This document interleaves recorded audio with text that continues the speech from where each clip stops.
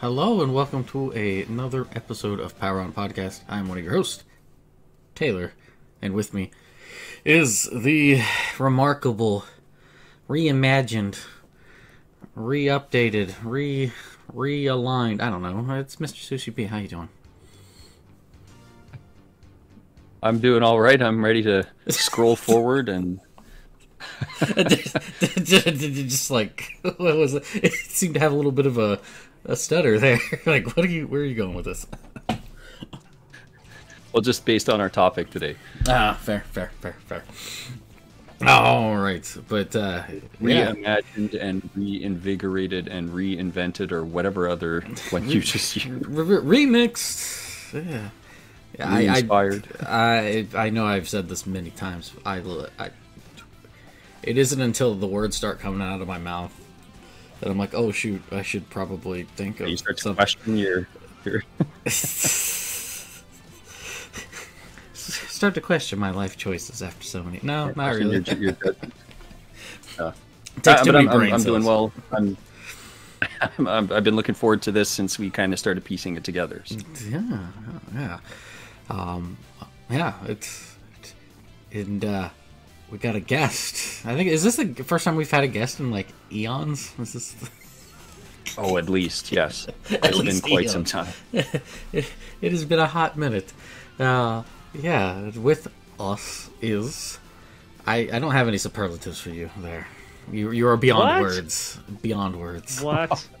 There we go. You I'm know, happy you I have to- even just had superlative on my Remember? brain to be able to use it. So. But yeah, with me and Mr. Sushi B is the glowing, the glowering, the I don't know, globule, B Clark, Groovy. the groovy. There you go. I'll take it. Thank you. What an honor it is to get one of these intros after so many years of listening to the show and hearing so many of them. I was very legitimately upset when you were not even going to try to give me one. So thank you.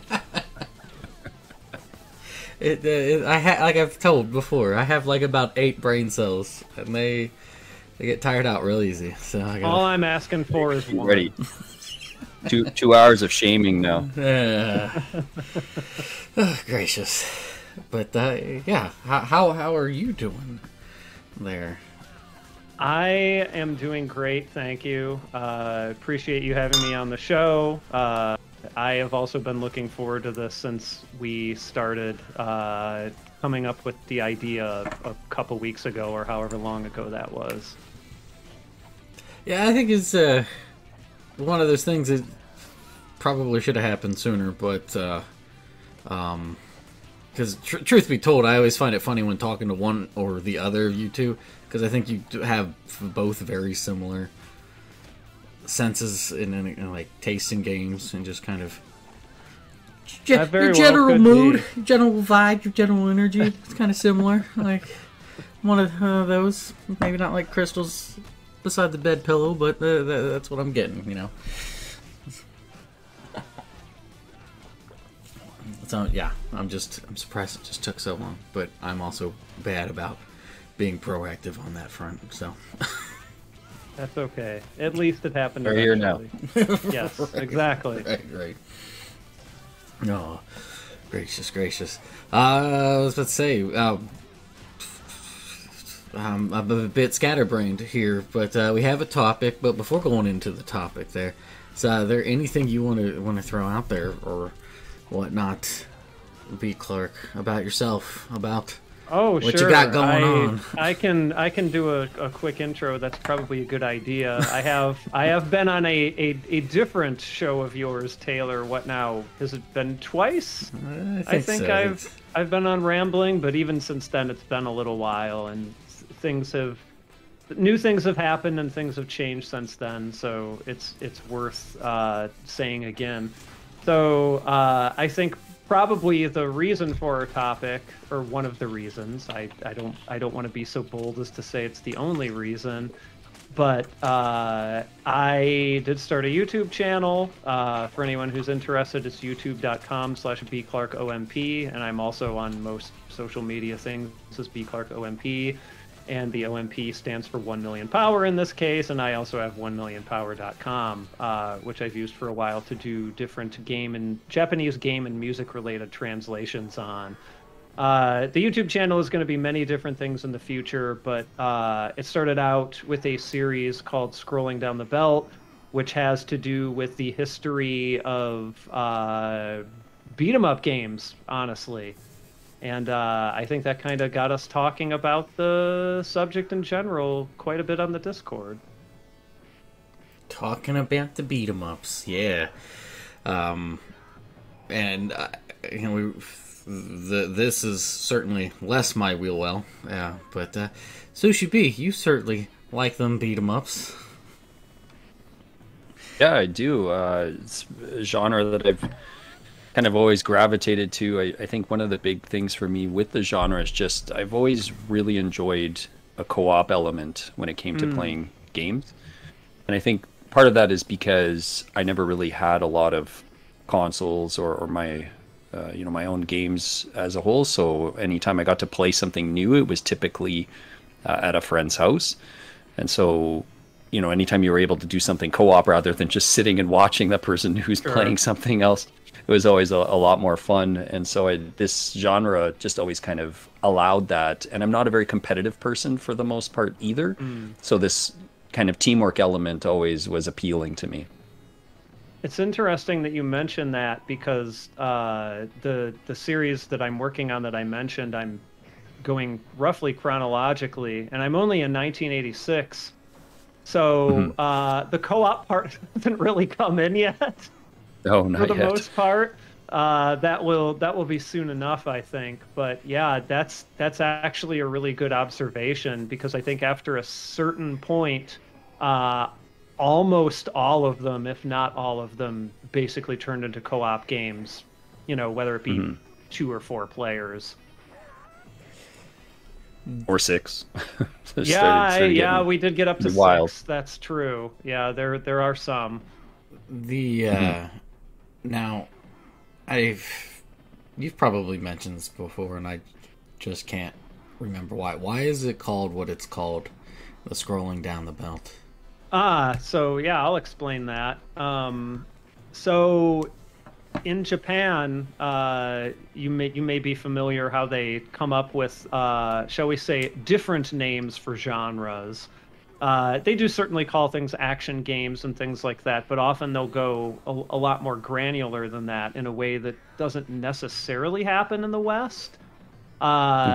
And at one point, they made up a term called belt-scrolling action game, which describes a beat-em-up in which you can move not only left and right, but also up and down, similar to something like a Double Dragon or a Renegade, which are two of the inventors of that particular subgenre, versus something like, if you go back to maybe the first one, Kung Fu or Kung Fu Master, you were on a single plane, right? You could only move left or right. You could jump, but you could not actually move up and down on the screen in any meaningful way. So, though not everything I cover is a belt-scrolling action game, and I was very careful to say that at first, after a certain point, everything will be, for the most part, because those single-plane beat-em-ups, they maybe don't completely disappear, but they definitely become more few and far between after a certain point. And so, thinking about that unique genre title, I was wondering what I could do with it to make an interesting name, and I don't remember the process by which I arrived at Scrolling Down the Belt from belt scrolling action game, but it stuck in my head and I liked it, so I used it for the title. Yeah, nothing wrong with it. If I remember correctly, I think you mentioned that didn't you mention that in like the first episode? First video. Yeah. But it's one of those things where I know every video is someone's first video, just like a podcast, right? Everyone is someone's first episode. But I can't explain everything again every episode. You should, just every episode. And just make it faster and faster. So it's just by a certain point, it's just like a 1 second. And then eventually it becomes like unregisterable by the human ear. It's so fast. I'm breaking the sound barrier with it. Go through a black hole to actually stretch it out to hear it. I do Taylor try seems to and think of in recycle other some of regions, so right. I do try and recycle some of that stuff in the descriptions, but I don't know that the explanation of where the series name comes from is something I put in there. But the description does always have like the general aim behind the series in it. I don't know how many people actually read YouTube descriptions. I kind of don't for the most part. But some of the people who I tested these videos with initially, some of their feedback was, oh, you should make the description more like this. And I was like, my God, people actually read the YouTube descriptions. This is nuts. Now, I bring that up because of, what is it? Summoning Salt does all those speed run videos, but then he's always like re-explaining stuff. And it's like, I get why he does that, but in the same hand, for anybody who watches these videos, it gets to the point where you're like, all right, dude. And he's good about kind of trying to keep it from being too repetitive. Yeah, it's a weird line to walk, I feel like, between just throwing out terms constantly that it's a good chance that a first-time watcher might not know and, like, over-explaining it. Yeah, it's I don't think there's a clean solution for it in every case, unfortunately. Just gotta go with what feels appropriate. Gut. The guts. Speaking of guts, so Sushi, you mentioned your kind of start with it, and it actually might elucidate why I am a little less versed with this genre. But how about yourself, there, BClark? What really got you into these kind of games? I think I definitely compartmentalized what they really were with maybe something a little bit later, like maybe Final Fight or Double Dragon or something. But the first one I played was absolutely just the NES port of Kung Fu, which was a fairly early game that I had upon getting an NES in maybe like 89 or 88 or 89 or something like that. And I played it a lot, even as a relatively, I would probably say, unskilled 8 or 9 year old gamer. How dare you? I managed to get pretty far in it. I don't know if I ever actually beat it back then, but I did get a decent chunk into the game, and I could do it pretty consistently.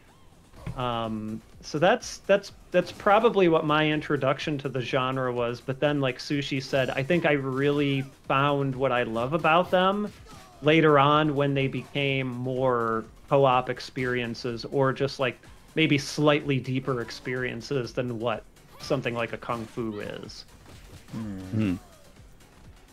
Gotcha. And I have the exact opposite sort of experience with it. I didn't have friends that were really into it, that or anything, and so like I'd play like Double Dragon 1 and 2, get frustrated with 1, go to 2, and then be like, I found elation. I found comfort after getting past stage 2 in the city top. Those two in particular growing up, a little bit of Kung Fu, and then also one video you had done that Trojan. Like I actually love Trojan, and like you mentioning it and talking about it, like it had unearthed memories of being like, man, I haven't played this game in like close to 30 years. Yeah, it was really interesting for me to hear like your feelings about it, because you definitely were the person who like reacted most to it being there and like had the most like detailed memories of it. It's a scary game. It kind of is, in the same way that, like, going back to Kung Fu real quick, like, I wouldn't say that it scared me necessarily as a kid, but I was definitely a little perturbed by the like the Mr. X, even though it was a little bit less boomy in the NES version. But I think I was a little bit disturbed by it, and I can totally see why just the general, like, aesthetic and, like, presentation of Trojan might have done the same to someone younger too. Oh, I had nightmares of Achilles.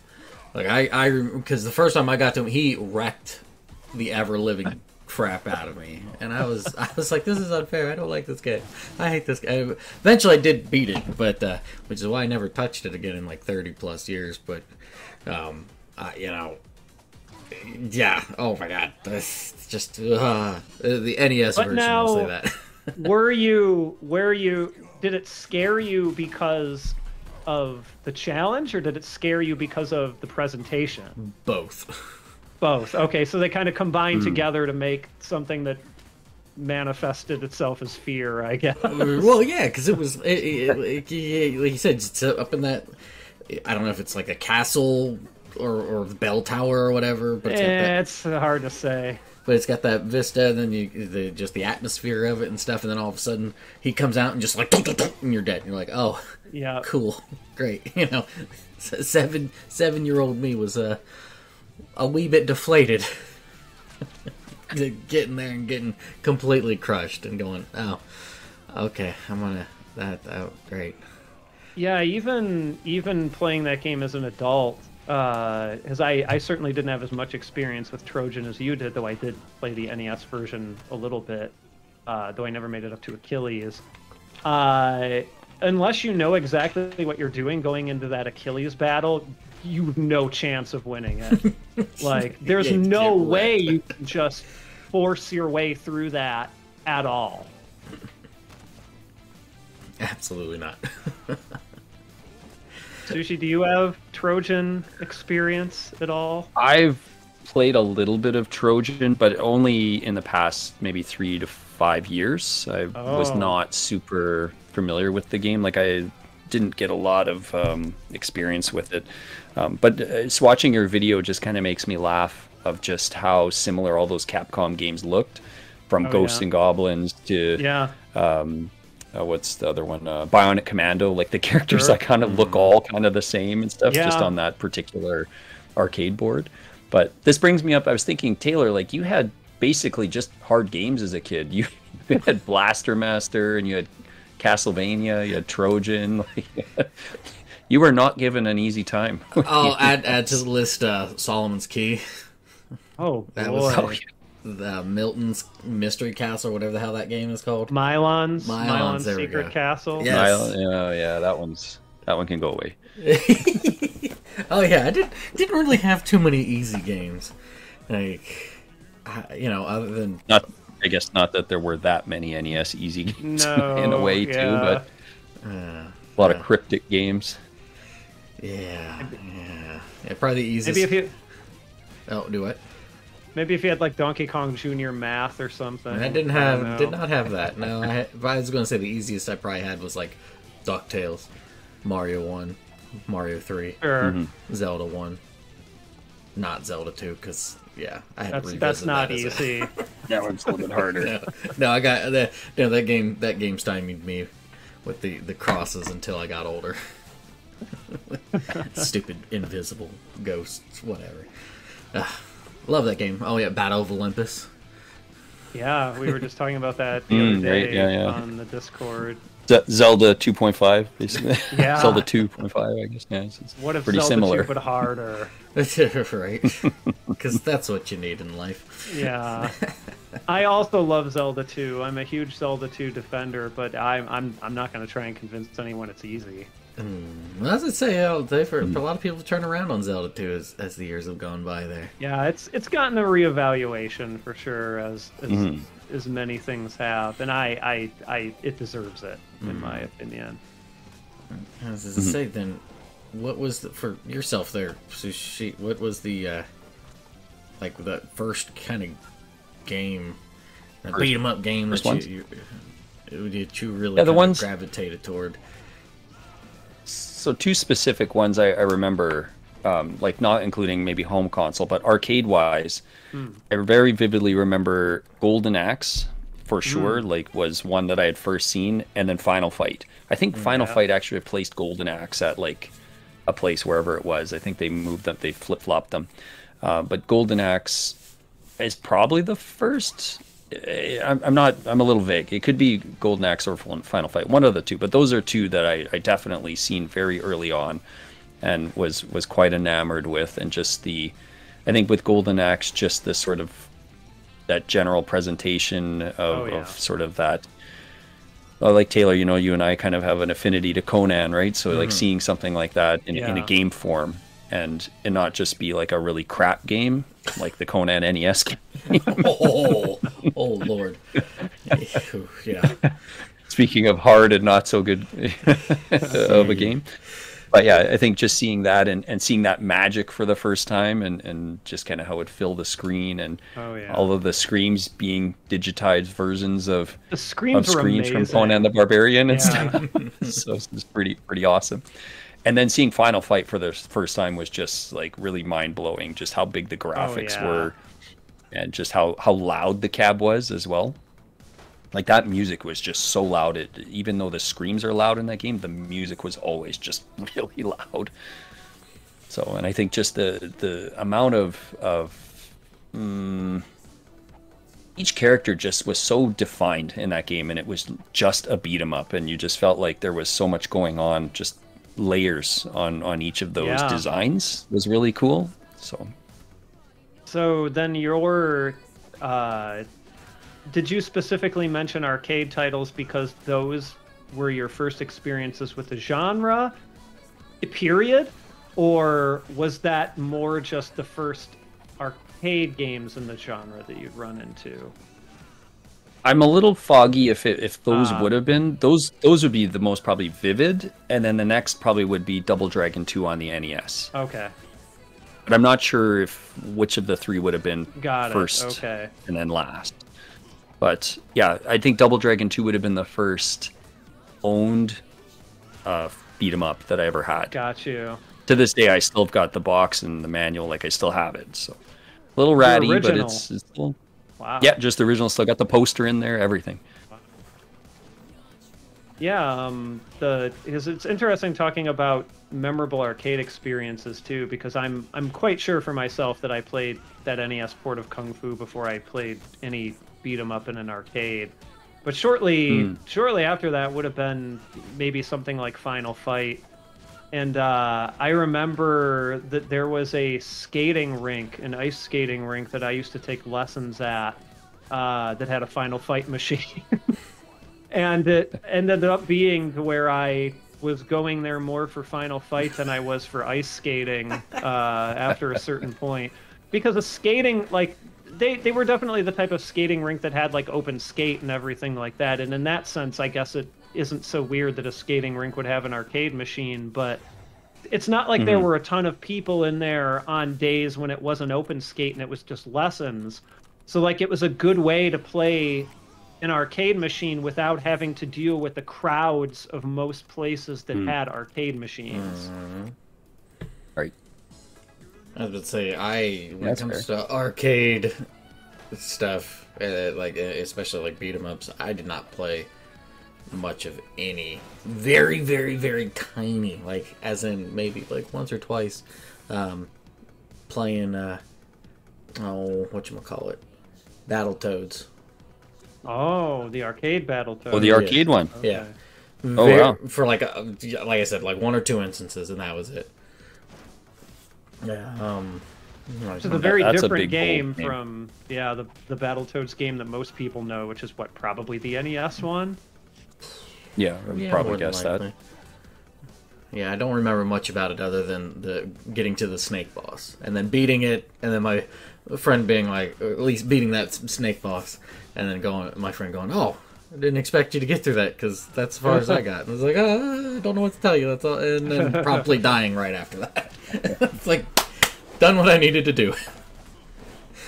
That game was significantly bolder than the NES one. Like Way they were able to take all of their ideas that they clearly wanted to probably put into the NES one and just blew it completely away.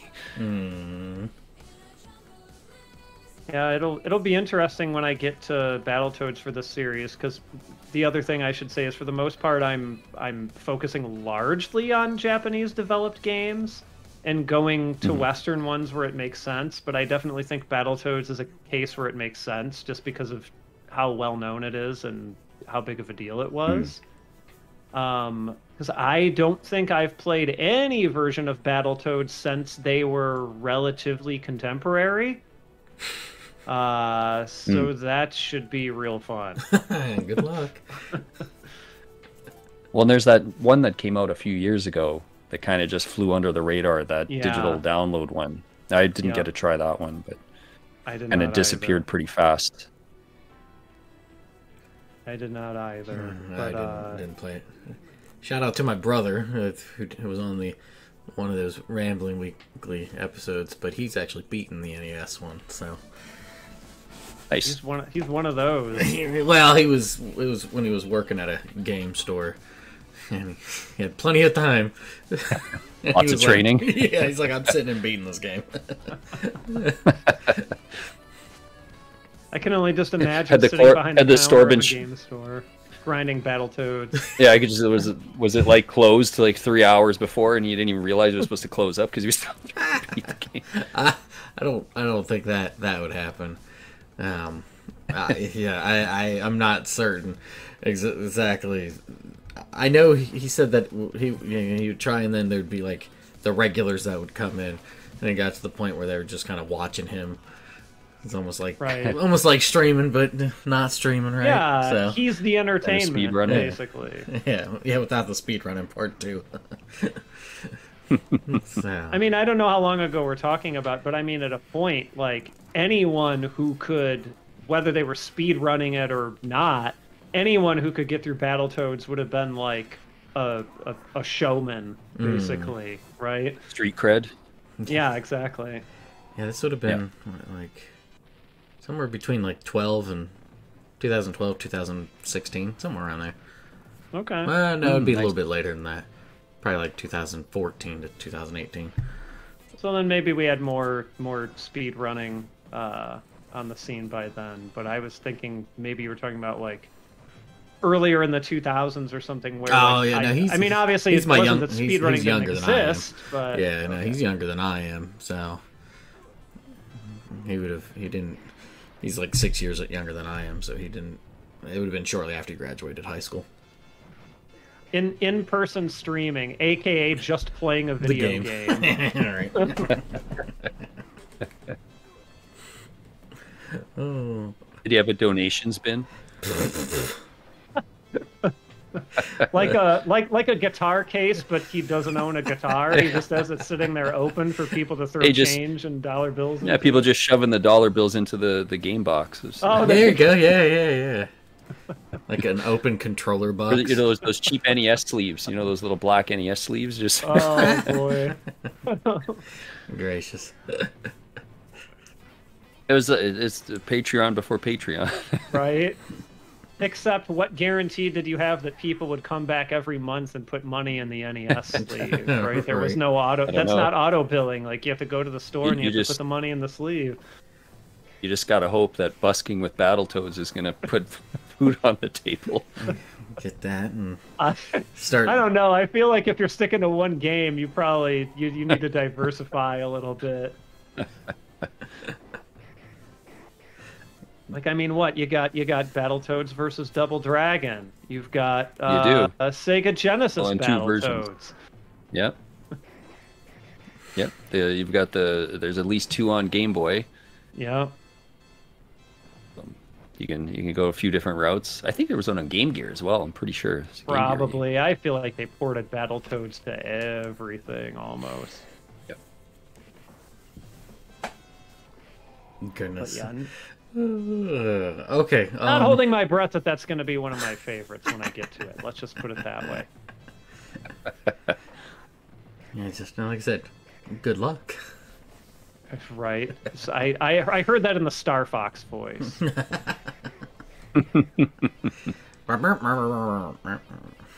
luck. Good luck. That one. So, yeah, with that there, where would you like to traverse in the world of the beat 'em up?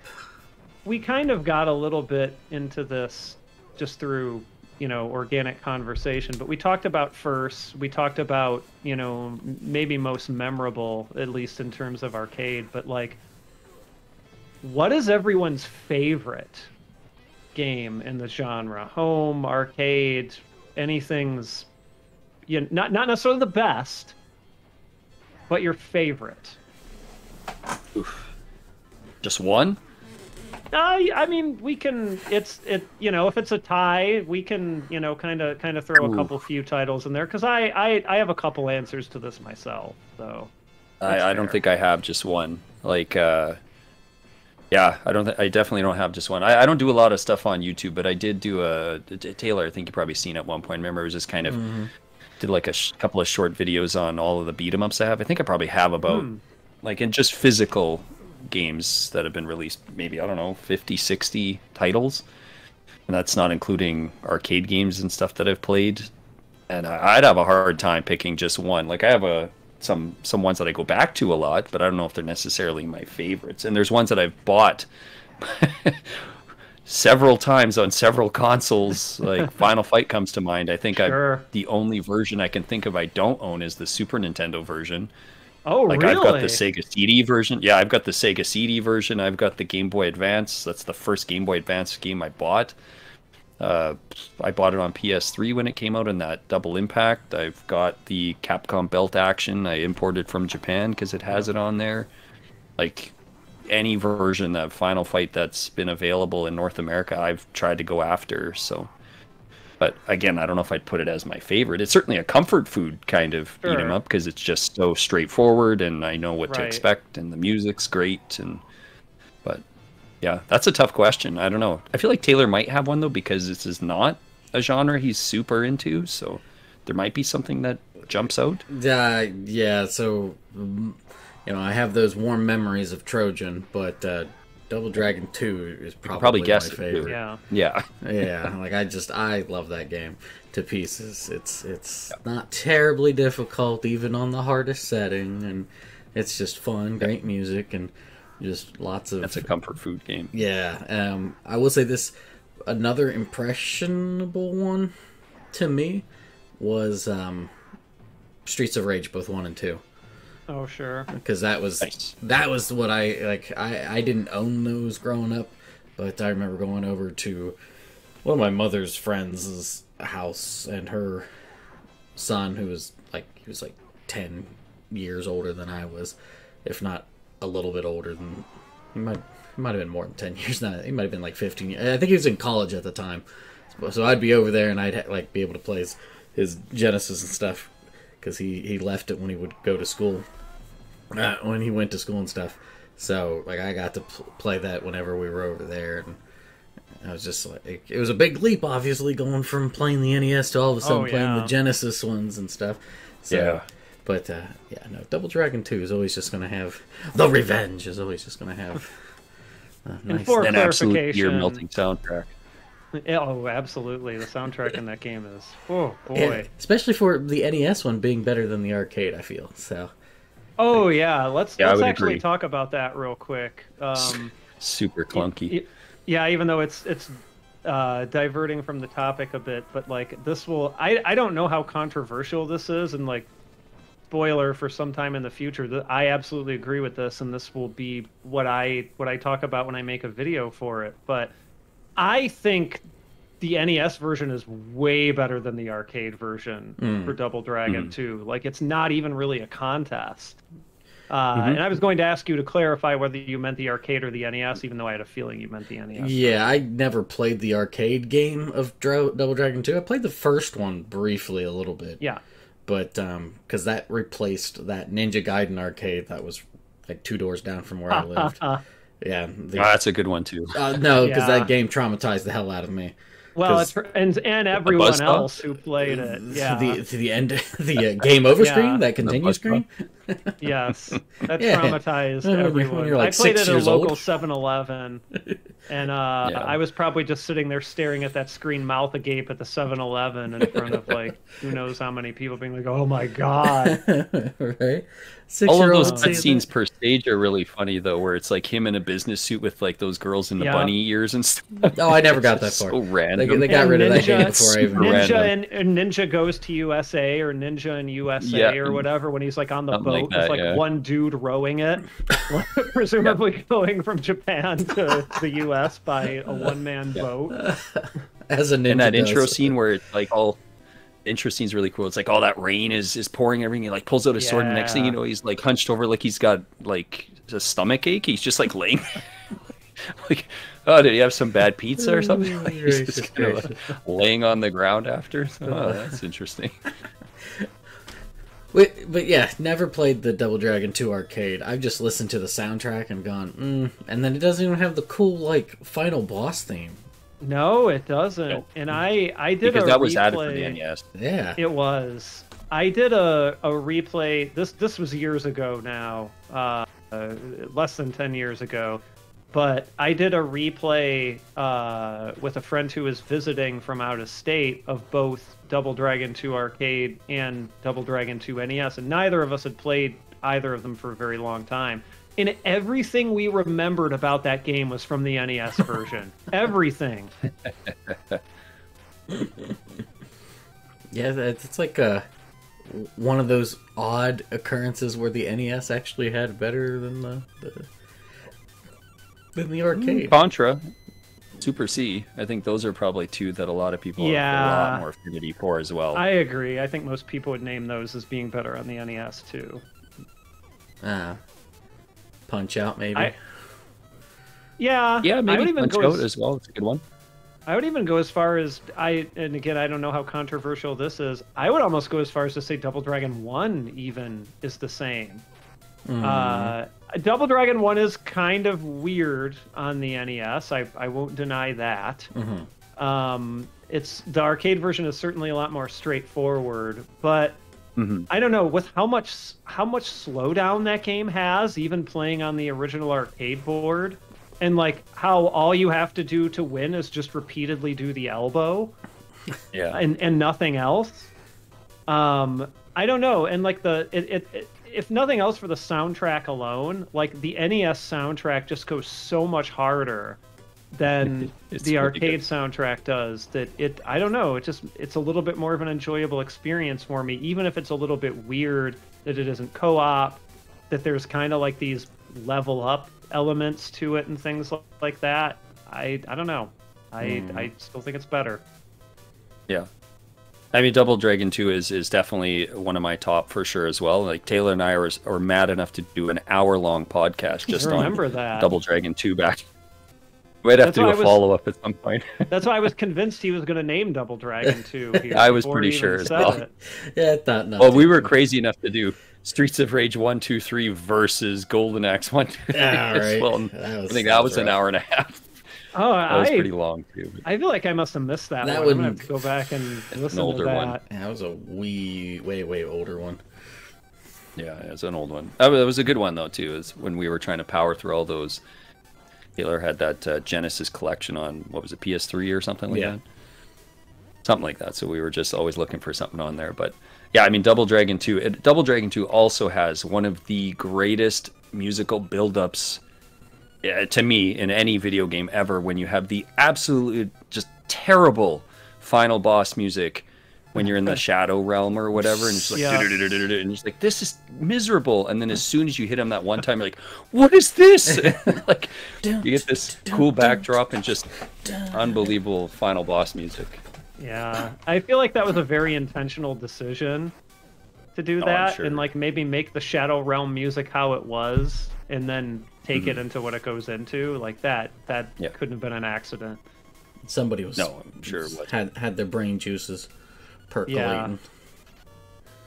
Or a very good accident if it was. Yeah, the best accident maybe.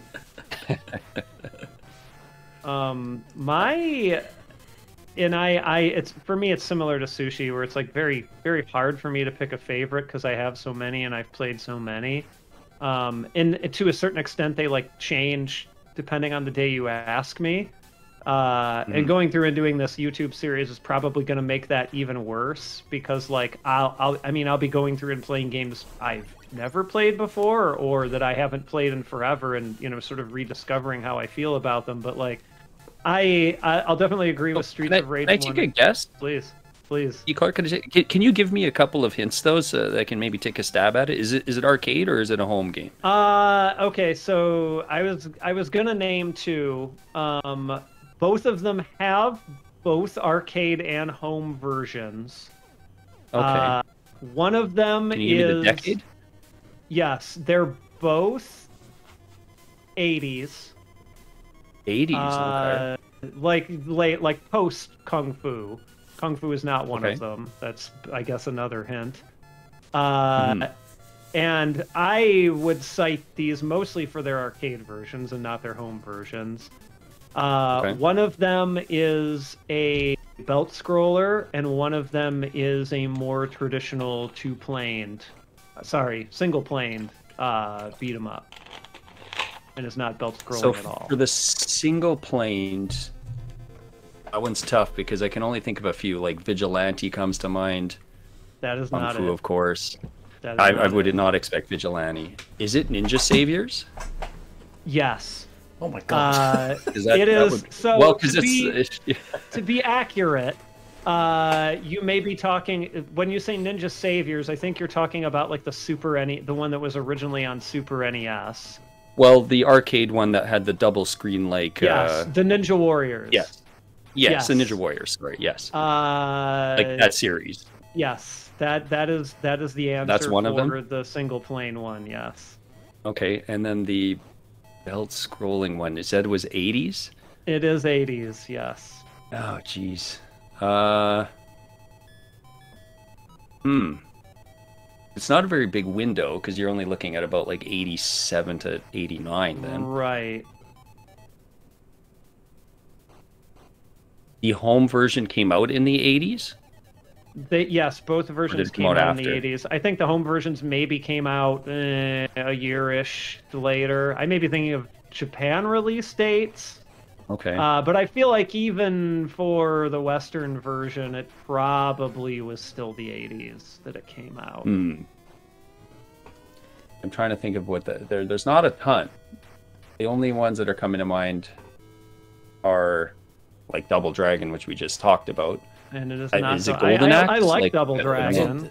I was gonna say, did the Turtle games come out in the 80s or were those in the 90s? Well, the 89 was for the arcade version of Turtles 1, yeah, but I think the other one was like Turtles 90 1. or something. I'll get that off the table right now. It is not Double Dragon, even though I like Double Dragon, obviously. It is not Golden Axe, even though I like Golden Axe. It is a game... I can't remember if it was pre-show or during the show that we mentioned briefly, but it hasn't something that's come up for a big part of the conversation yet.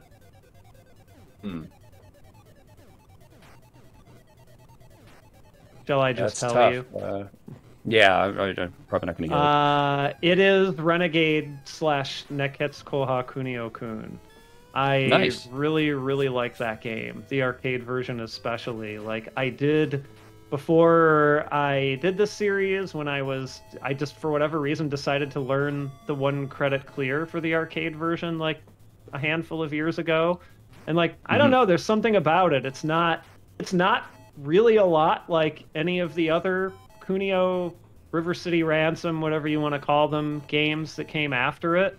Like, they changed pretty significantly in terms of like visual style and kind of gameplay too. And I like those games as well, obviously. Like I like that series a lot just in general as a franchise. But that first one, I don't know, it's the simplicity of it. And when I'm going through and playing it, it's one of those games where it feels good when you know what to do.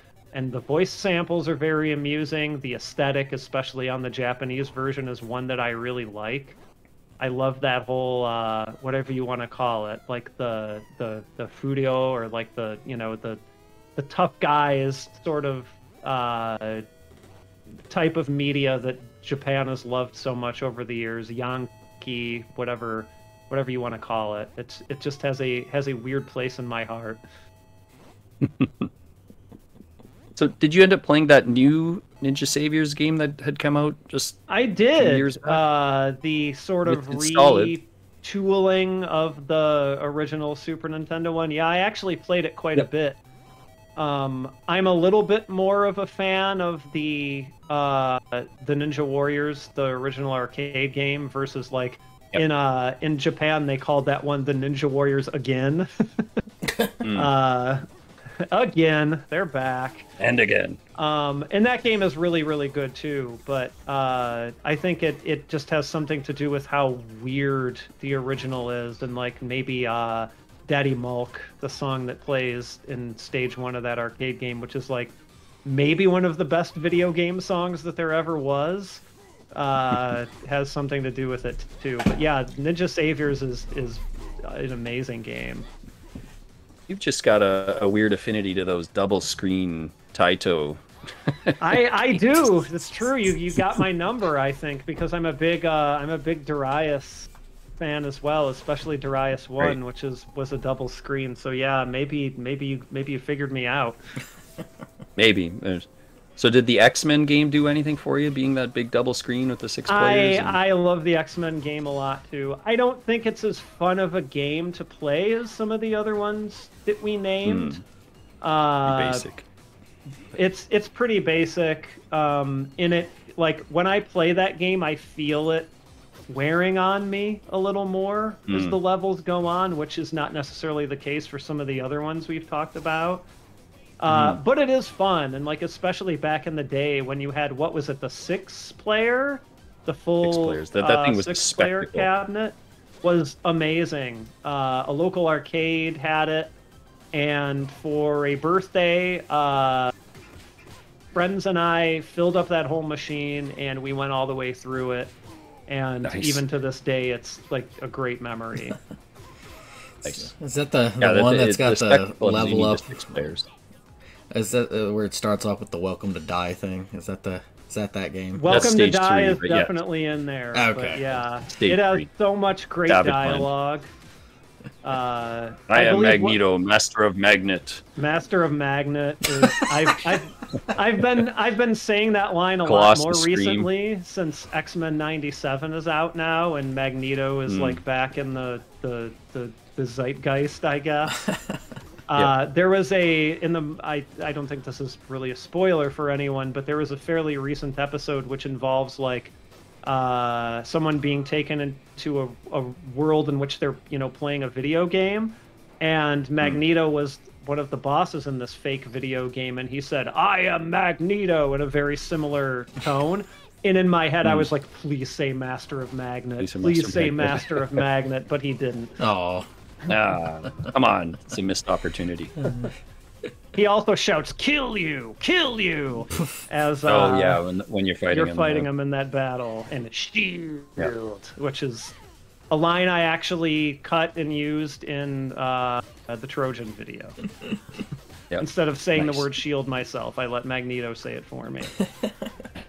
The old nothing moves the blob. Over and over, hearing that one. Or Wendigo, just saying his name over and over again.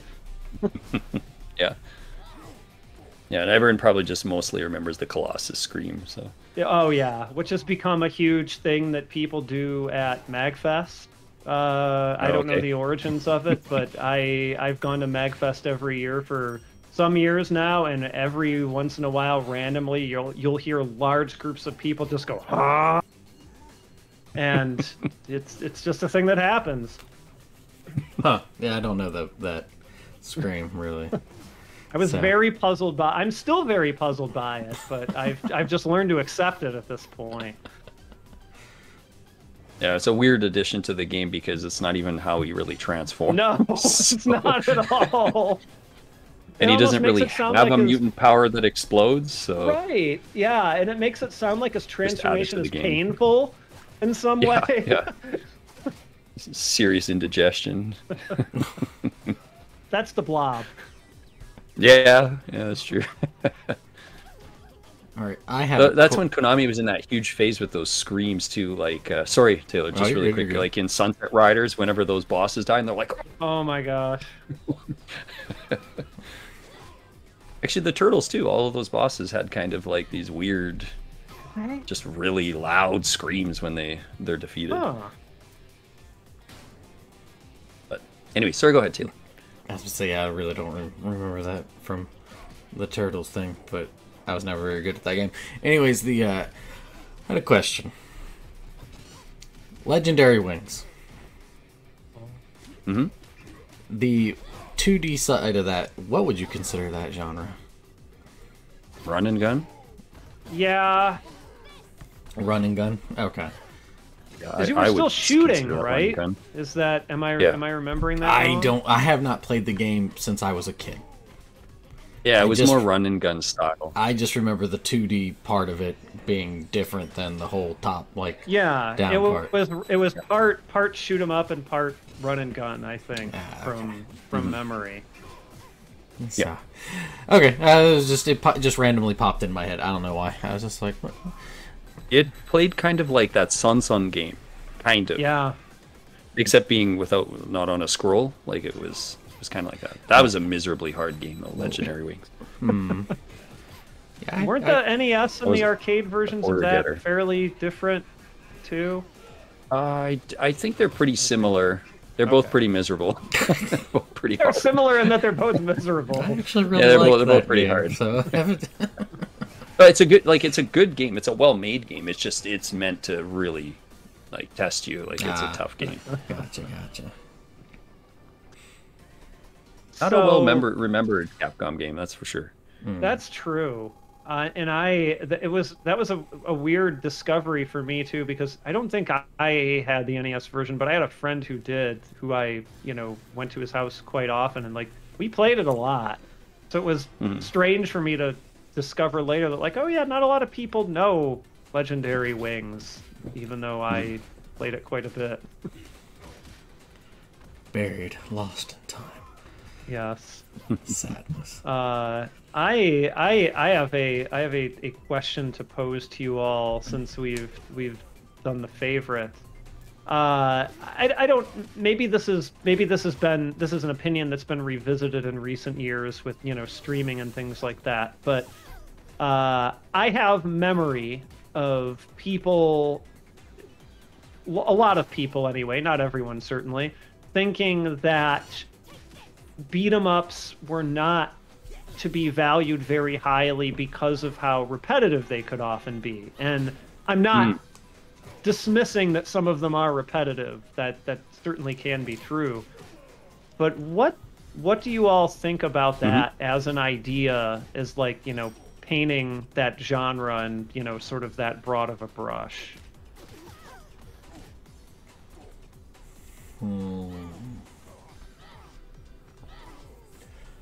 I would,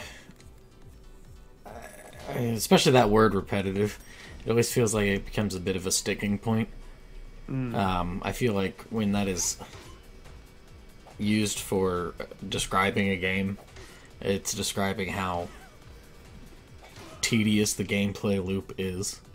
And I can see how to me that beat 'em up genre. This is probably just how dumb I am with it, or how simple I like to keep everything. But I don't see a difference between that versus Muso games versus even something like Dark Souls. Dark Souls is just a glorified beat 'em up game to me. Like, That's a very interesting opinion. it really just it is a more yeah, sure, you're being a little bit more tactical with what you're doing, but you're really at the end of the day just beating the hell out of something.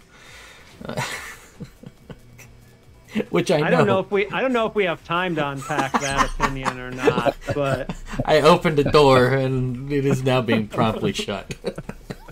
But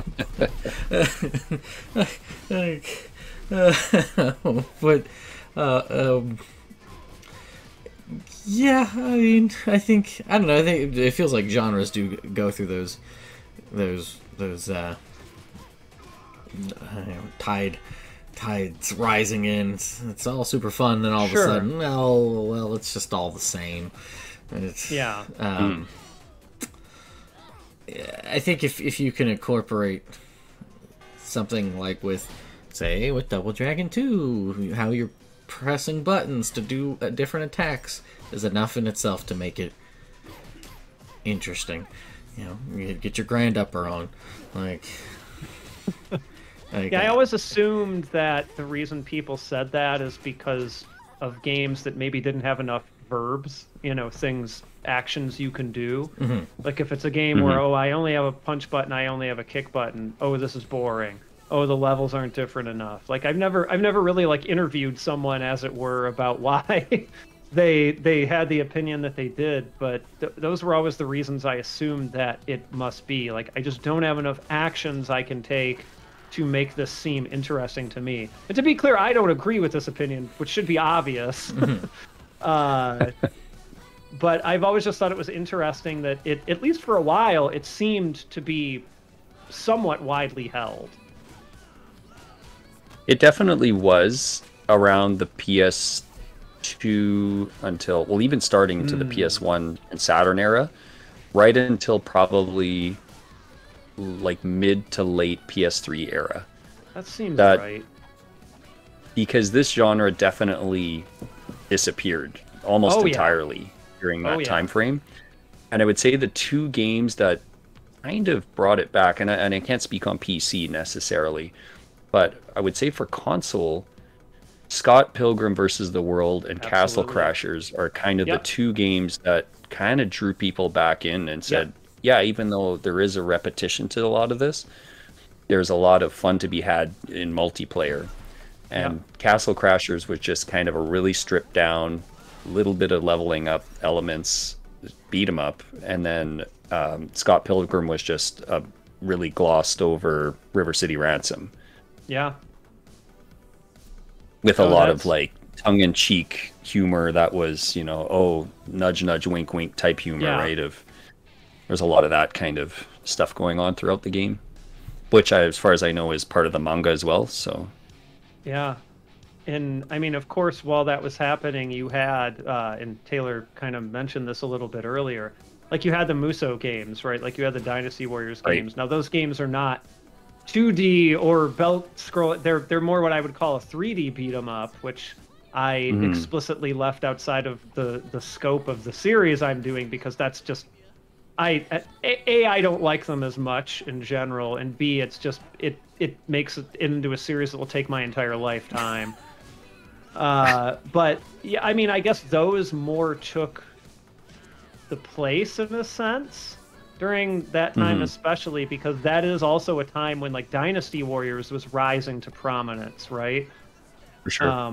Where maybe not everyone, but a lot of people were playing it.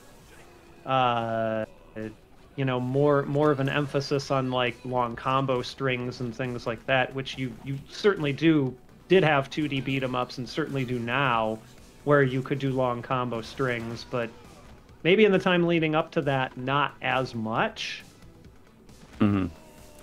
So maybe that had something to do with it as well. Yeah, and there just seemed to be a general disdain for the genre in a lot of ways. Because if you go back and look at old magazine reviews, a game that I can think of right off the top of my head is Beatdown for the Xbox and PS2, and that game was completely trashed. And it's a 3D beat 'em up. It's not amazing. I'm not going to sit here and try to say it is. Like, it's got some really interesting ideas to it. but it's kind of like a GTA style beat 'em up, kind of. Interesting. But that game, I remember getting completely trashed. And then the really big one, and Taylor is probably remembering that I've talked about this, is Double Dragon Neon.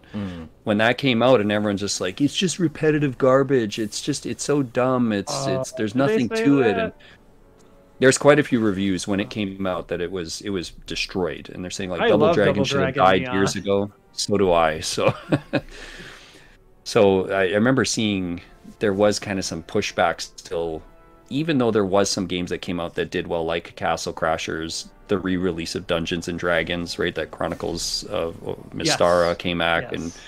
and so there were a few things that kind of came out in between that did well. But then there was like the Double Dragon game on Xbox 360, which got completely trashed. You had Double Dragon Neon got trashed.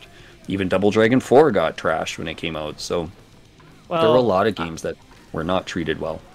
I would argue that 2 of the 3 games you just named deserved to be trashed. I haven't played the Xbox one, so 4 is well, is you can't interesting. now. Yeah. At least not quote unquote legitimately. But yeah, it's taken a beating, and now there's this huge just sort of renaissance, right? Dragon's Crown, I guess, is the other one you can throw in there that kind of also brought people back in. I think Dragon's Crown kind of sucks, honestly. I've only played it for the first time. Yeah, I played it for the first time this year, and I was like, it's like Dungeons and Dragons, but it's not doing anything particularly special. I didn't think, but I got to finish it. I've got to play it a bit more. I've probably put in about 20 hours, and I was like, it's okay. It's not amazing. I feel like, and obviously feel free to disagree, but I feel like the appeal that I found in Dragon's Crown is something that I was going to get into is sort of like a counterpoint to the idea of the genre being too repetitive. And obviously this applies to varying degrees depending on the game, right? But if you're the type of person who who wants to play a game more than casually, who wants to kind of like understand the systems a little bit deeper and like figuring out how a game works and like how you can exploit it and things like that, I feel like that opens up a new level of enjoyment for beat 'em ups in particular. You can say the same thing for genres like shmups as well, which I think that's maybe the genre that sort of unlocked this in my brain. And then I went back to beat 'em ups and thought, oh my god, a lot of the same idea of like analyzing this stuff applies here too. But I think in Dragon's Crown in particular, like you really have to like understand how each character plays, like on maybe in like what each one of their moves is meant to be used for on a deeper level even than what you think you might need to. And like that's when I really started finding joy in that game. I mean, obviously your mileage may vary. I'm not trying to tell anybody how they should play a game, obviously. But that's honestly the joy that I find in like the genre in general, not just Dragon's Crown, is like I discovered in recent years I was the type of person who, to a reasonable extent anyway, likes to try to figure out how a game works, so potentially I can one credit clear it or whatever. And like that, I just think that really opens this genre up quite a bit. The problem though is your point about mind if I interject on something real quick? Go for it. Okay, I was gonna say the problem with making the beat 'em ups too much brain juice at work there is that you get something as glorious as God Hand, and and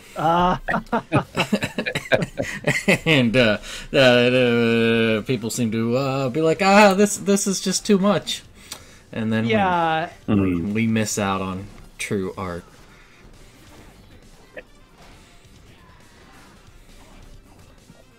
Yeah, there is a line there, and I wasn't necessarily say make your beat 'em up as complex as possible, but even if you look at, for example, something very simple, right? Like if you look at Renegade, which is not, it's hard for anyone to say that is a game that has systems, right? At least not in the way that you would think of it in a game like Dragon's Crown, right? Really, really pretty simple. You don't gain new moves or levels or anything like that. But you know, you come in the first time playing that game, right? And I mean, it has kind of a weird control scheme, right? Depending on the direction you're facing, your left button will attack to the left, your right button will attack to the right, and then you hit a jump button and one of those buttons to jump kick in that direction, and you can dash and things like that too. But once you kind of get used to the control scheme, you might be tempted to just play that game with just the directional attack button, right? And certainly you can. But like in my opinion anyway, the key to winning that game is the jump kick. Yeah, it is. There's very little that an enemy can do in most cases against a jump kick. And even just discovering simple things like that is going a little bit beyond I push button punch, right? And again, I'm not saying there's anything wrong with playing a game like that. Fire but like, bad. that's just all I mean. I don't mean having to have a game that has all these deep levels of systems that you have to figure out. Because yeah, I agree with you. When your game is too brain, then you're definitely going to get a lot of people who bounce off of it, and rightfully so. But even just like taking the time to take a game on terms more than just what it seems to be can sort of unlock that potentially. I was going to say, like, if we dialed this back and going back to the original thread that you had just brought up about, okay, the repetitive nature, you're going to find that in every genre. Like, you're playing a puzzle game, repetitive nature. You might get a different backdrop. I'm just dropping blocks. Every second stage. But even first-person shooters and stuff, there's those survival modes. You're just doing the same thing, shooting zombies over and over. Yeah, they might come at you a little bit different. Yeah, they might do. You're basically doing the repetitive actions. Reclip your gun, shoot more zombies. So you can find this RPGs grinding away to gain levels. You're finding this in any genre. It's not necessarily fair to pick out this genre and be like, well, it's just maybe, as you said, of like, oh, well, there's only a 3-button scheme or there's only a 2-button scheme. Yeah, that's part of it, but it's about ranging in a game, right? It's about finding which techniques work better on specific bosses or specific enemies. It's it's all of those things, right? Like those all matter in the flow of the game. No different than a shoot 'em up, where you could say, well, it's really repetitive of just continually dodging bullets over and over in a bullet hell and just maintaining the shot the whole time and just finding the correct spacing in your hitbox. So it's never been a fair argument because you'll find it everywhere.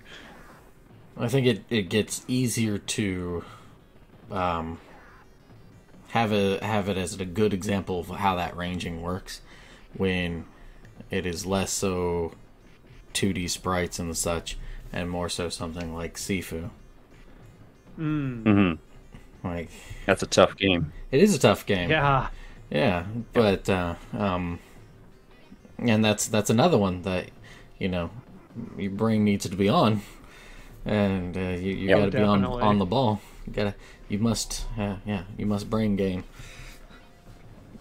But outside of a little bit of a fervor for it, it doesn't really what's it do now kind of thing. I don't think there's enough in the genre that pushes in that way for people to maybe see a better light into it than what there ought to be. I think there's a ceiling on that game though too, right? Once somebody gets so good at it that they can finish it as a 20-year-old or whatever the basic age is in that, your ceiling is that's it. Like there's some scoring in there if I recall. Was there not? I can't remember now if there was scoring in that game. I can't either. I don't remember there being scoring. I think there is, but I can't remember. But there's a definite ceiling, and you can say that in all the other beat 'em ups. But I think a game like Sifu doesn't, as fun as it is and as challenging as it is, I think it is missing that replayability factor. There isn't a drive to be like, I'm going to play this in 6 months again. Like, to me, there isn't. Like, it's just more of a, once you get good at it and you're done playing it, you might not come back to it. And there probably are people that would. No hit but runs, I've always found Well, this is it. Like if those people want to, but that's still a ceiling in the game, right? And you can one credit clear like any other beat 'em up, but I think a lot of them have a pull to them. And like we were kind of talking before this, but I've kind of got like a list of things that when I'm thinking of a beat 'em up, and if I can kind of check off, I think I've got 1, 2, 3, 4, 5, like at least 4 of these 6 kind of items, it's probably a beat 'em up I'm going to continue to enjoy. Huh. What are those items? Well, for me, I think the first one is like the impact. And by impact, I mean, what does that crunch feel when you're punching or kicking an enemy? And some games really have that sort of in spades, and others you feel like you're just hitting dead air, like you just don't feel anything. Yeah. And it's hard to imagine an NES game or a Genesis or a Super Nintendo game where there's literally no actual feedback into the controller, but you can feel something as you're attacking an enemy in the game. Your brain can kind of comprehend it. And I think that's a big thing. Like if a game has that, it makes a massive amount of difference. I'll just list them off quick. So anyways, like that impact, music, move variety, ranging and distancing or hit detection, whatever the hook of the game is. So is it the level up system? Is it like the unique theme? Is it like a really chaotic type beat 'em up? And then that balance. So those would be like the 6 pieces I'd kind of like range in of like, does it hit at least kind of 4 of these? If it does, it's probably a game I'm going to continue to really enjoy. But I also know there's kind of 2 styles of beat 'em ups for me. And one is sort of that sort of twitch reflex style of beat 'em up. And the other is that sort of mechanical, like plodding style of beat 'em up. And I'd kind of put the plodding style more in like a Double Dragon, is more of that plodding mechanical style game where it's not about chaining combos and air juggles. Right. Where something like a Fight and Rage, which is a newer game, is much more of just like twitch response. It plays much more like a shoot 'em up almost, right? Where you're constantly trying to maneuver and juggle and all this stuff. And I personally think Fight and Rage isn't as great as everybody else seems to think it is, but it's just not my style of beat 'em up. Do you think that style of beat 'em up is a more recent phenomenon? Because I'm trying to think of, and I know exactly the game you're talking about, but I'm trying to think of earlier examples of beat 'em ups that were like that, and not too many are coming to me. No, not really. Like I think this is kind of like the bullet hell of beat 'em ups, like to have that sort of Twitch style of gameplay. And so I would put like Fight and Rage and maybe something like Jitsu Squad, which I just recently picked up but haven't played, but just from what I've seen of it, where you can't even see your character because it's so overwhelming on the screen. There's just so many colors and so many enemies. So yeah, I would say it's probably something more akin to like today's kind of game, and I really feel like it did come out of sort of like a bullet hell style of like, let's just make this as crazy as possible and you're kind of overpowered as possible. And the only ones I can think of are whenever you play a game that was 4 to 6 players, say an arcade game like X-Men, where there's so much going on the screen, but it's still kind of mechanical, right? Like it's not you're not air juggling, you're not it's hard to think of a game where pre like 2015 that really did that. I can't think of a really good example, but I can't either. And even like, and we kind of mentioned it earlier, like long strings of combos like really being introduced into the 3D beat 'em ups like Dynasty Warriors. But like I feel like even only after those games had their run and they started making 2D beat 'em up games again, like you can definitely get some juggles and some good combos going in, say for example Streets of Rage 4. But Streets of Rage 4 was made, I don't remember the year offhand, but it was made in the modern era. Even if it is a throwback to the old Streets of Rage games, you certainly in the old Streets of Rage games could not like pull off super long combos on people. That was sort of just never a feature. It's all about Skate doing those combos. Kind of. How long were his combos? Not very. I was being more facetious with that one. Yeah, I can't think of. I mean, Battle Circuit, I think, had a a combo counter, if I remember That might be correctly. true. I don't have too much experience with But Battle Circuit. that's kind of like mid 90s, right? So Yeah. it's a little bit after. Um, yeah, I can't think of one that actually has like an actual combo counter where it's really pushing you to try to do that, and a lot of them didn't really matter, right? It was just about Right. putting the enemy down, like hitting them as many times as possible. Even when you go from a lot of the single plane ones to the belt scrollers, like the idea of a non-boss enemy taking anything more than one hit to just go flying off the screen sort of didn't really happen until they became belt scrolling. Like, if you think about Kung Fu, like, you just hit a dude, he's gone. Hit a dude, he's gone. Right. With the exception of the bosses, of course.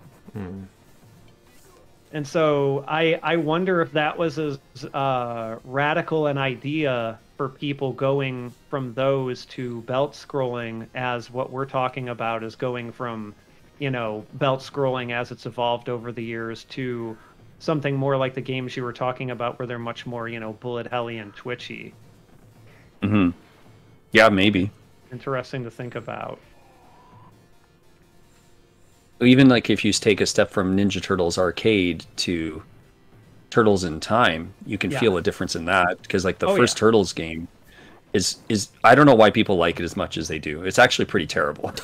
I think it was I kind of agree with you. It was just a good representation of the Ninja Turtles television show.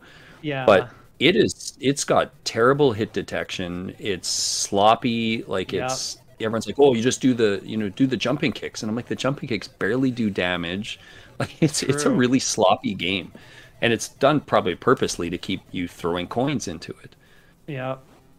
I feel like everybody, when they think of that, they get a little bit of like Turtles in Time bleed in their memory. Turtles in Time is significantly better. Turtles in Time is, and actually, I'll go as far as to say Turtles in Time Super NES. Not even. Yeah. I actually don't like Turtles in Time arcade very much at all. That game can go somewhere else. Just give me the Super Nintendo one. That's the one I want. I say, didn't they come out with the Turtle one not terribly long ago? Shredder's Revenge, yeah.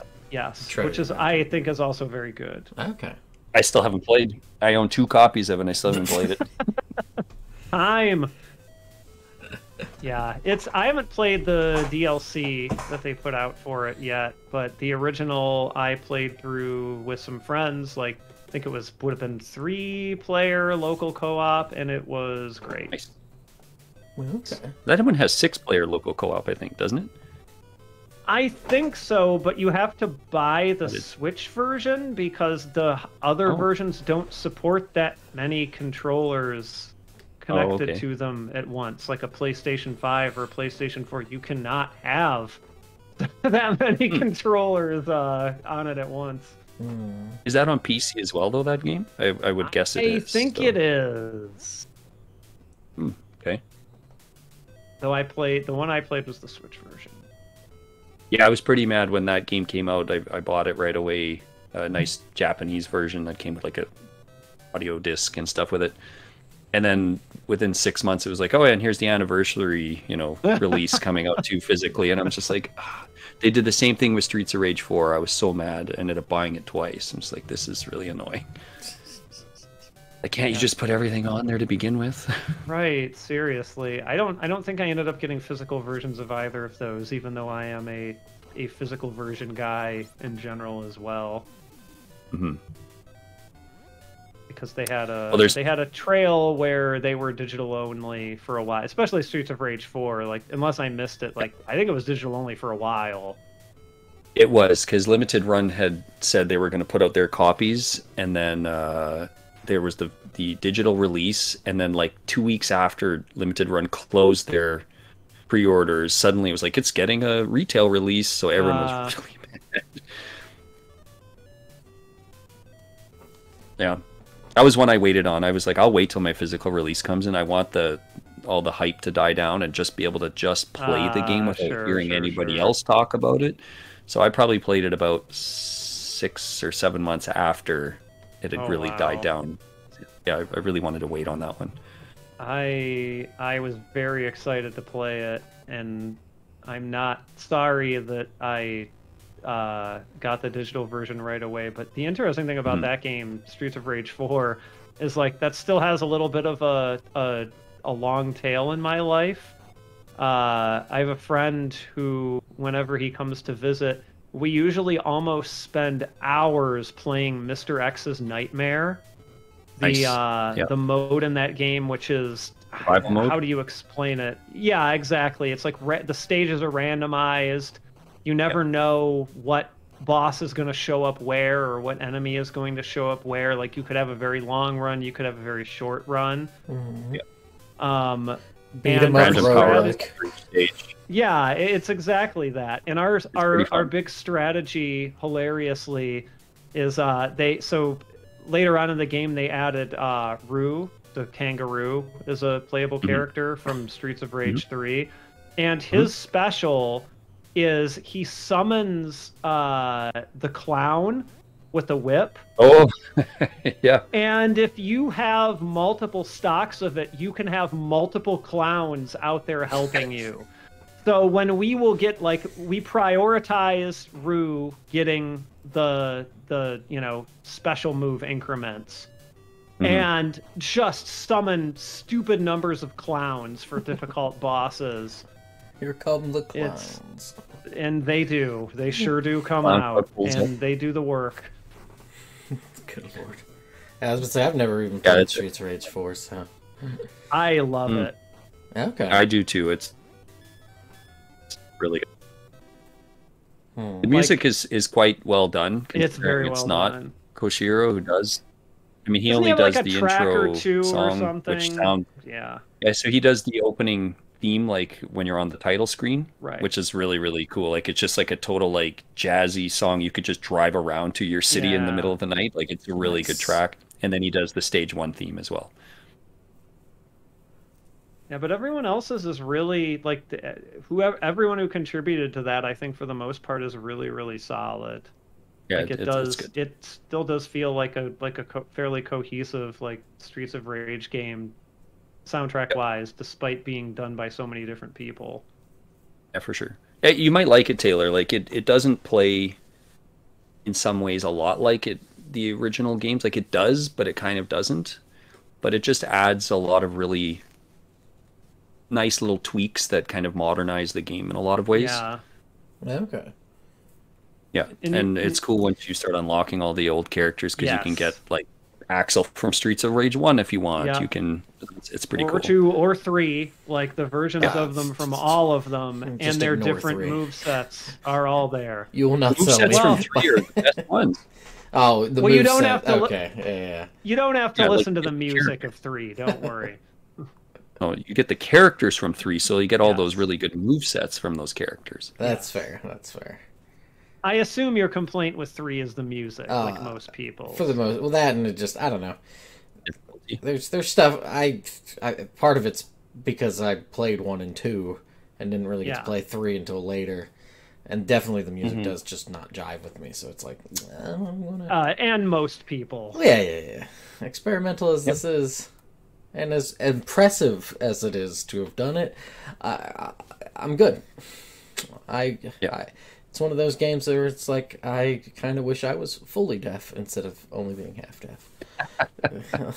Wow. Well, yeah, that's pretty. I mean, it's not great. There are some good tracks in there, but my blasphemy is I prefer the Streets of Rage 1 soundtrack to 2. I don't think 2 is as impressive as everyone else says it is. I think it's good, but I share like that in rawness. that blasphemy with you. It's just so raw, that first one. Like, it just, and my favorite track is the stage 4 track. What's that one called? On the bridge. I was gonna say, I think I have a mental image of which one you're talking about, but it's been a little while since I either played those games, or I'm pretty sure I have the vinyl for all of the Streets of Rage games, so have to stick that one on again sometime soon. Nice. But I think I've only got one has gotten more play. Uzo Koshiro like greatest hits. Oh Volume 2, yeah. CD. Yeah, it's one of the first things I ever bought in Japan. Actually, I was walking around and was like, I have to buy this. Wow. It's got Streets of Rage 1, 2, 3, and Revenge of Shinobi. So it's some pretty good tracks there for sure. Good combination.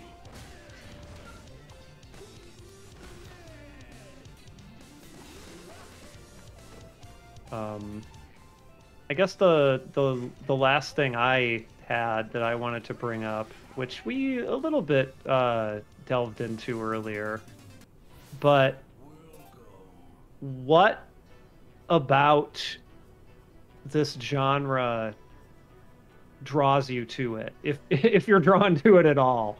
The answer I guess it would be weird given the conversations we've had, but I guess the answer could be I'm not really that drawn to it. But like, what elements of it keep you interested in playing this type of game? I'll open that to Taylor first. Oh boy, I'm probably the worst one to be answering this question. Maybe that makes you the best one to be answering it. I don't think that's quite how that... You have probably the more varied opinion on it, so... I guess one thing in particular, because I don't really skew too heavy in newer ones and stuff, but music. Music's the thing that really... That's a good answer. Yeah, like it's just... Sure, there's other things that you can, but for the older ones, it's definitely the music. But there's something there to be said.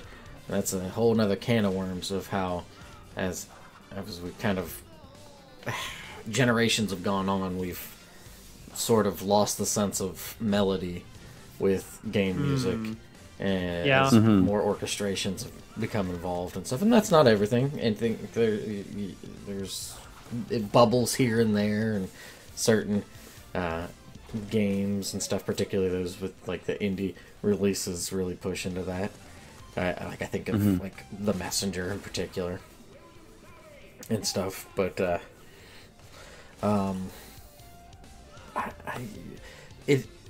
when it comes to those, it's the melody. When it comes to the and I say newer in the sense of at least newer compared to those, like God Hand and stuff. Give me the brain. I want to have have these completely ludicrous abilities to that, and then just kind of get stomped in the dirt, and then be like, oh no, no, we're gonna work on this. Give me that sort of thing. When it's in like a more 3D environment. Like, yeah, because I don't really, when it comes to like the visual thing, sure, Trojan sticks out in my head, but that was also just because of just how impressionable that was to a wee little lad of 7 and 8. And I don't really, and this is with just any game I play, I'm not really a technical kind of guy when it comes to it. I'm not going to sit there and try to, like, do terribly much. But when you get into the 3D stuff that's kind of got the range and whatnot, I like that movement as opposed to, like, doing a fighting game. Because fighting games is too much on a 2D plane. Sure. To where, like, you know, yeah, sure, you could kind of tweak it a little bit with Tekken or the old Soul Calibur games and stuff, but it's not enough. I need more movement. You know, give me the DBZ. give me those Budokai waiting for 4. Come on, but no Dead or Alive for you? I didn't really play too much of it, and I didn't really care for it. So, Virtua Fighter is definitely a pretty serious thinking person's fighter. Okay, yeah, I was gonna say, maybe that's why I've never been good at. It's pretty tough. Somebody who's really good at Virtua Fighter against somebody who's button mashing, it's like contest. Like it's you not can even tell funny. immediately. I think you could Yeah. do that with most fighting games. Well, sure. No, but Tekken you can get away with button mash. No, Yeah. I mean like in Virtua Fighter, if you are button mashing, you're gonna get Yeah. destroyed. Yeah.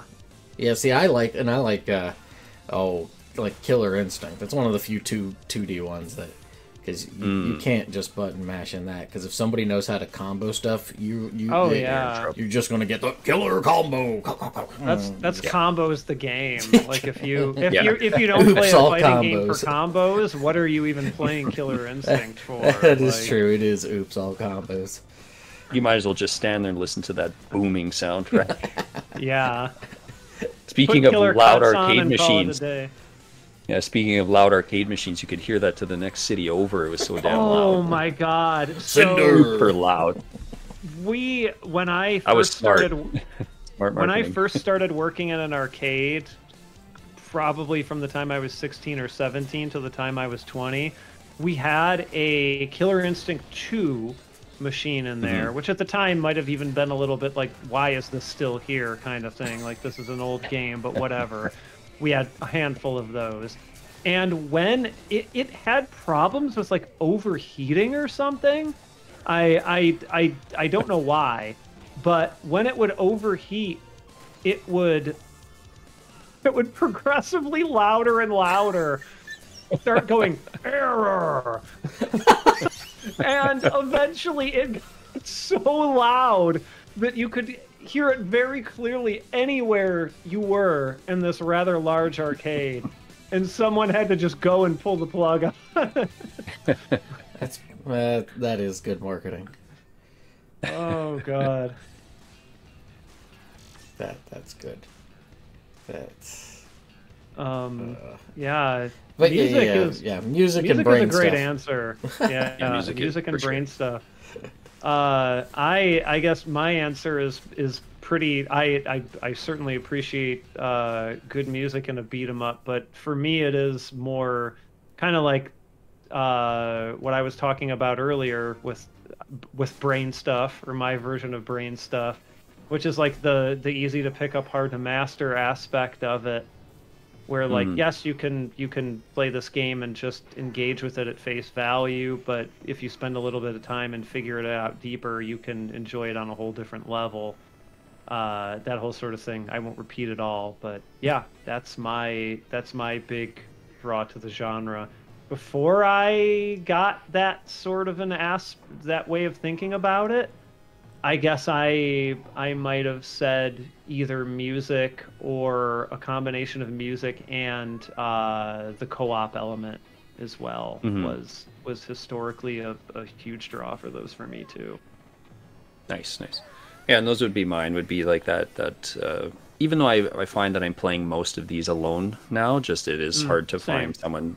I just don't either have the time, or the people around me don't have the time. But yeah, music is definitely a big one, like for you, Taylor. And like I said earlier, kind of like that impact and just like that feel of the game as you're progressing and as you're fighting and hitting enemies and how you're hitting them and things like that. And then just again, depending on what kind of game it is. If it's more of that mechanical and methodical style gameplay, I'm probably going to get more into it than that sort of twitchy, almost like bullet hell style. Those are draws for me. Yeah, I can only imagine a more twitchy beat 'em up exists because of the renaissance that shmups, and particularly bullet hell shmups, have had in recent years. Because it's interesting that, and again, it's always dangerous to say something is the first, right? Because someone will be like, oh, actually, there was one game that nobody played back in 1992. So, take this on the with a grain of ZX salt. Spectrum. Yeah. Yes. But it's interesting that only now this has happened to beat 'em ups. Yeah. So I can only really ascribe it to that. I think you could probably couple in the fact of the idea of just streaming as well, though.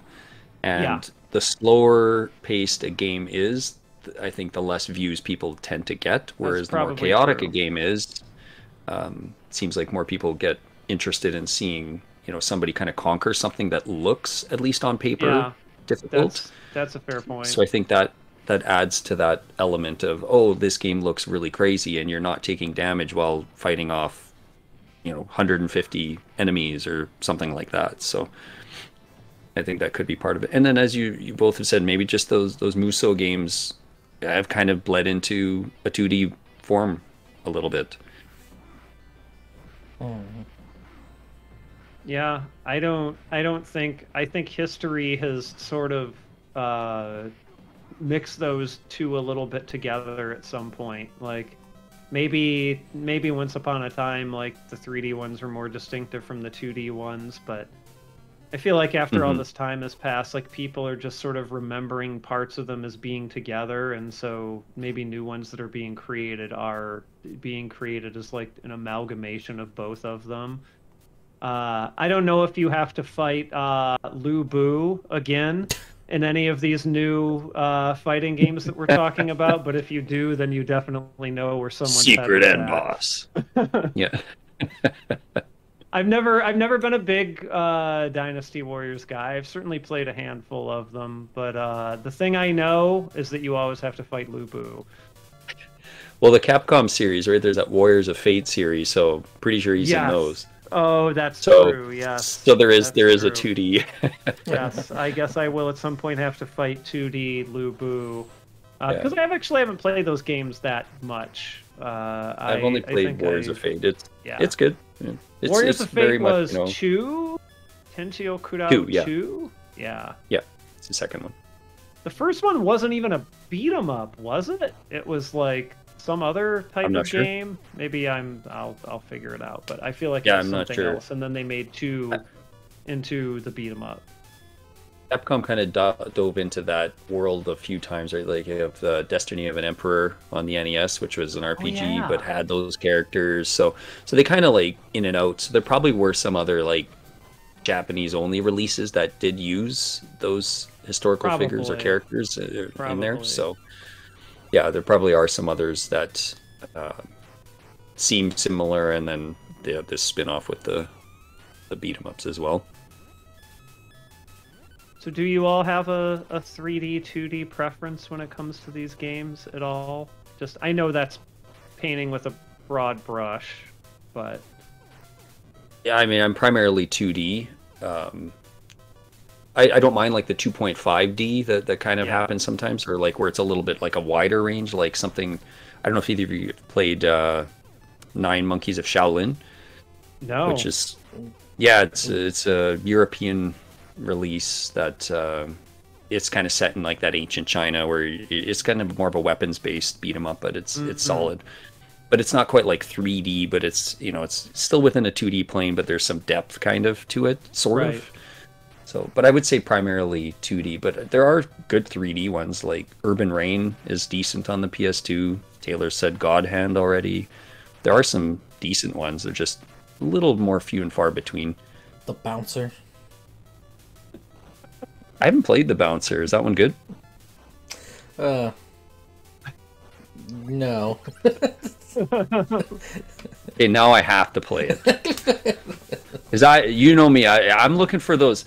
So I don't know if you know this about AB Clark, but Taylor probably knows. But I like those games that are kind of considered like that 5 to 7 range, out of 10. Sure, sure.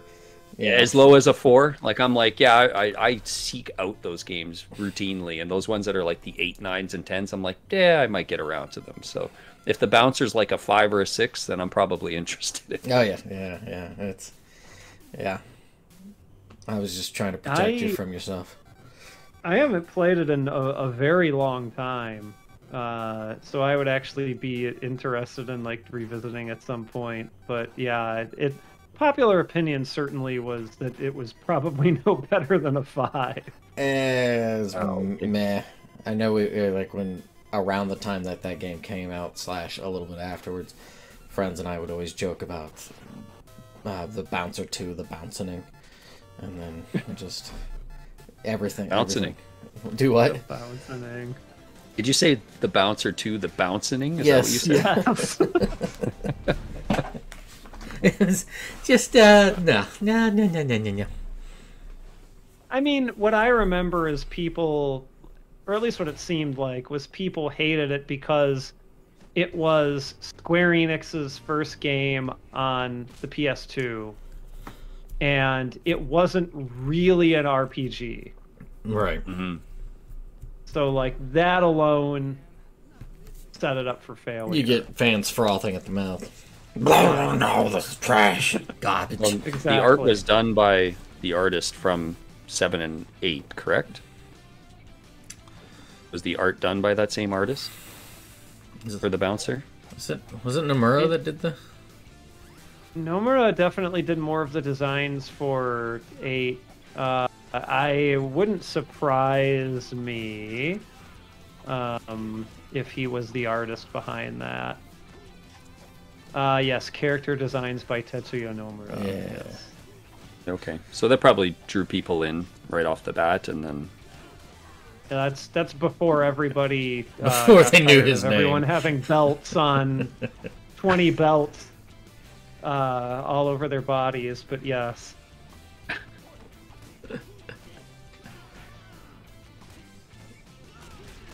Yeah, I'm also a little more skewed toward the 2D stuff. I'm not opposed to it being 3D, but what a lot of people used to say about the 2D ones is more how I tend to feel about the 3D ones. Like, I almost feel like, okay, having shorter and more confined maps that a lot of the 2D games do make it feel to me like you're moving at a little bit better of a clip versus like a Muso game where it's like, okay, I have this giant map where like the feature of the game is you're plowing through hundreds of guys. right. Like, and I understand that on a spectacle level, but like that to me is like, but why isn't this monotonous to you? And I think Like- that's you're hitting on something that I get irritated with, is that they've lost the plot when it comes to being like on a good clip, on keeping the scary P word that nobody ever wants to say, pacing. Yes. Like, you know, if they, sure, you can have the spectacle, but in the same hand, like, you can shorten it up, but then people might get upset that a game that you might get through is, you know, 10 hours long. That seems to be Right. like a big no-no for a lot of people, and it's like, well, you know, if there are ways to make it so that, yeah, you can blitz through it in 5 to 10 hours, but that's, like you said, you know, easy to pick up, but then it's the whole mastering thing that Sushi was talking about earlier, to tie it all together about yeah, just so it's just something they don't want to do. They're just like, here's a whole bunch of it. World's yours, your kid. The food isn't very good, but there sure is a lot of it.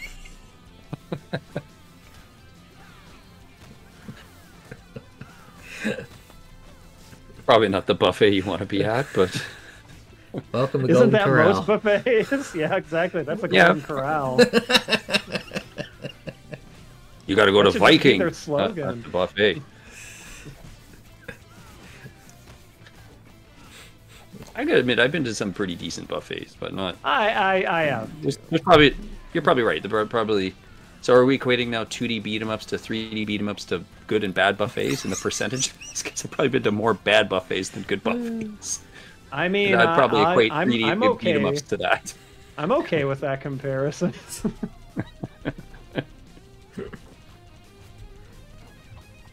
I mean, It sounds like I've, Taylor's pacing reminds me of. His pacing. Is it better to take a good bite of the first bite of the sandwich or the last bite? Like which one matters more? Right. Yeah, isn't it like it's the thing where like most people don't know when to stop eating? Like I don't know how true this is, but or if there's even really a truth. Any answer to it can be true, but how you're always supposed to stop eating just when you're thinking it's most delicious. Like that's the best Is that time the- to stop eating. Is it almost to like keep a nostalgia factor in your I brain? don't or know. what? End on a good someone point.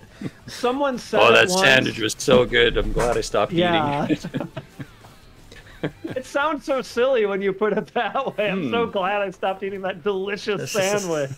It's a rate of diminishing returns, right? It's like that old I ancient tale suppose, of because the very next bite could be terrible. right. Well, it's that old tale of like the prince who's going to marry somebody, but they don't see him, and he only has a chance to marry him that once, and he's brought 100 brides, and he sees one at a time, and he has to if he has to accept or pass, and it's like, well, you go by the rates of the putting it out there, the best chances of picking the best wife for you is to do that sort of thing. That's what that sounds like. That sounds like statistician tomfoolery, and I've got a quote for that.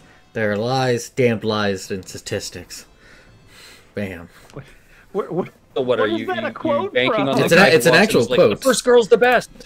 Oh yeah, well yeah. That's you're trying to find out who would be the best out of the 100 kind of thing. So you have those people that'll just be like, oh, the first one, and skip out on the other 99. Let's see. It is a quote from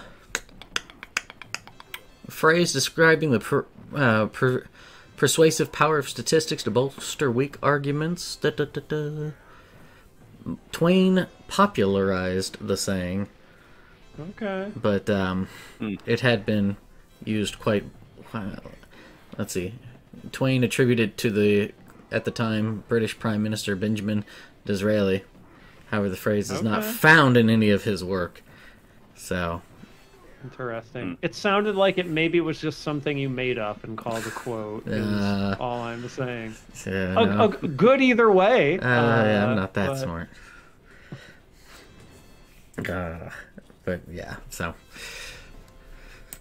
that's what that sounds like. To quit it when it's most delicious. Come on now. Gotta have the peaks and the valleys. This also gave us the benefit of having a trademark quote in a show which is not normally known for having quotes as a part of them. No, not not typically, I guess. We've got some real like network synergy going on here Trying now. to touch base on all these different facets. It's just bleeding all together. We might be bleeding out at this point. Yeah. I was just about to say writhing virtue cinematic universe, so yeah, maybe that's a sign that we're done.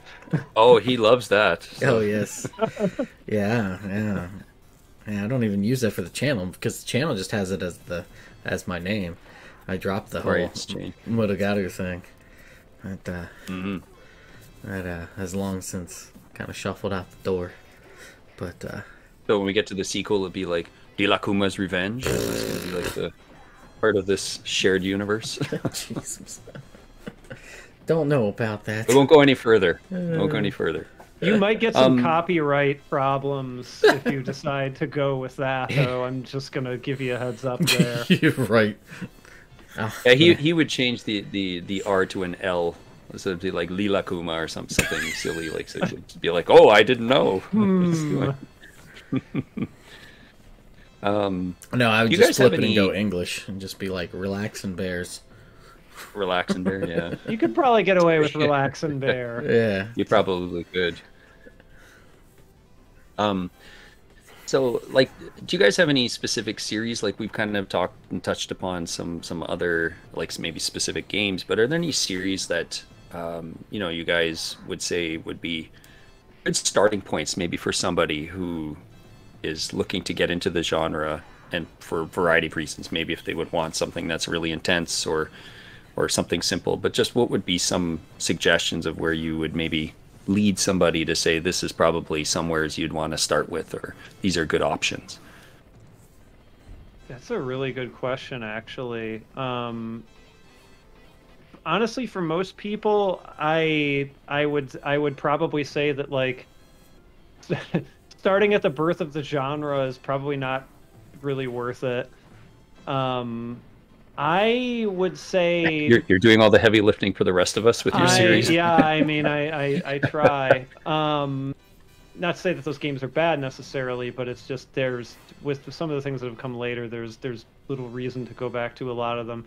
I would actually say, even if you don't go to the beginning of it, like the Kunio series, I think is a really fun way to experience the genre, especially since it has a lot of little bonuses on top that a normal beat 'em up series might not, with like having an economy and what have you, you know, being able to buying things being like a important part of it, and like having exploration elements to it, which I feel like could be something which engages a person who doesn't necessarily find a lot of fun and just, you know, punching things over and over again.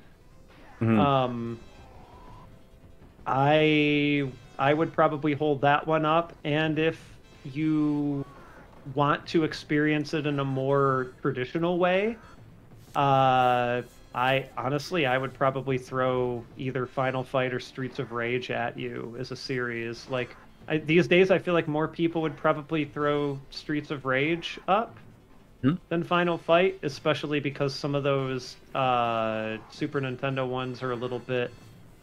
They dip into varying degrees of quality. I feel like.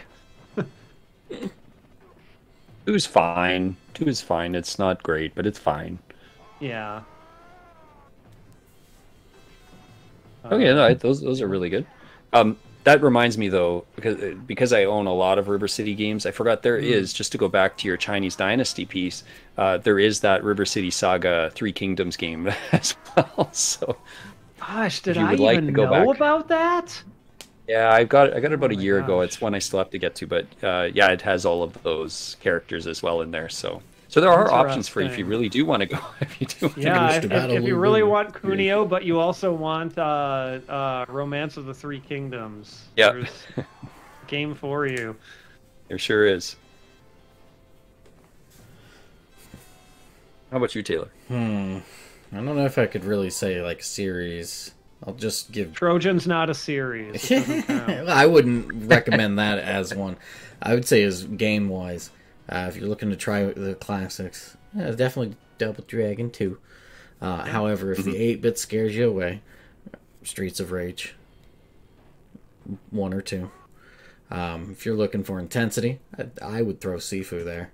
If you're really wanting to feel intensity, there you go. Enjoy that.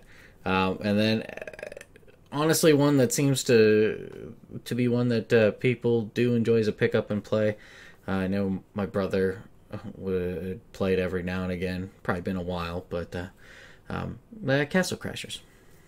Yeah. Like, I never played that one myself, but just from how other people talked about it and enjoyed it and stuff, those would be my picks for somebody who wants to get into the genre. Castle Crashers certainly has a very welcoming environment, and it's very party-centric, so it is a very good one for somebody who just really wants to just get a taste of what the games can be like. So. Yeah, and I would say, B. Clark, I think Kunio is a good one just because there's a bit of that reward system, so even though if you're having a difficult time with the game, collecting coins and buying power-ups, and that can be kind of an addicting feature of that series for sure. So it's a fairly forgiving series as well. Yeah. Like, it's, yes, you die and you can lose half your money and stuff, but yeah, I don't know, when you die in that game, it doesn't feel like you have to start all over in some regards. So it's definitely a good one. I think if you're looking for something that's kind of a bit of a spectacle and kind of locked in a time capsule, I would say something like Alien versus Predator Arcade. Oh, that's a great answer. It's just a really fun game that I know those franchises are. I mean, Prey came out, so like I think some people are kind of back into the Predator franchise, but it's just such a well-made game. It is, and it's fast and frantic, and unfortunately, the Arnold Schwarzenegger character is the worst of the bunch. But he is. He's pretty slow and lumbering and not very fun, and half of his bullets seem to miss all the time because he shoots straight at the ground first, and it's kind of annoying, but that's a really fun game that has never seen a port home No. ever, which is just crazy. But It was on some Capcom arcade collection that was built into a horrible looking joystick. okay, really, I didn't know that. Which I don't know how easy or hard it is to get these days, but like, and it may have been a Europe only release. I could be wrong about that, but it was not particularly widely distributed. But like, there was a ROM of it on there, and that's the closest it's ever come. It's never been released digitally or anything like that. Oh.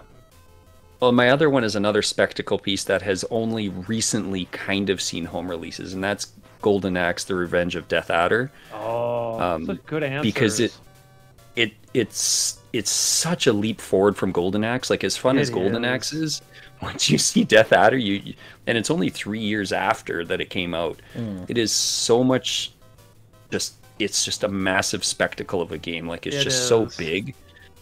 And they just added so many. There's different directions you can go in the game. They're just the magic just looks so much more like just powerful, and it's just a really cool like 4-player experience. And it's just a big tentpole style game. Yeah.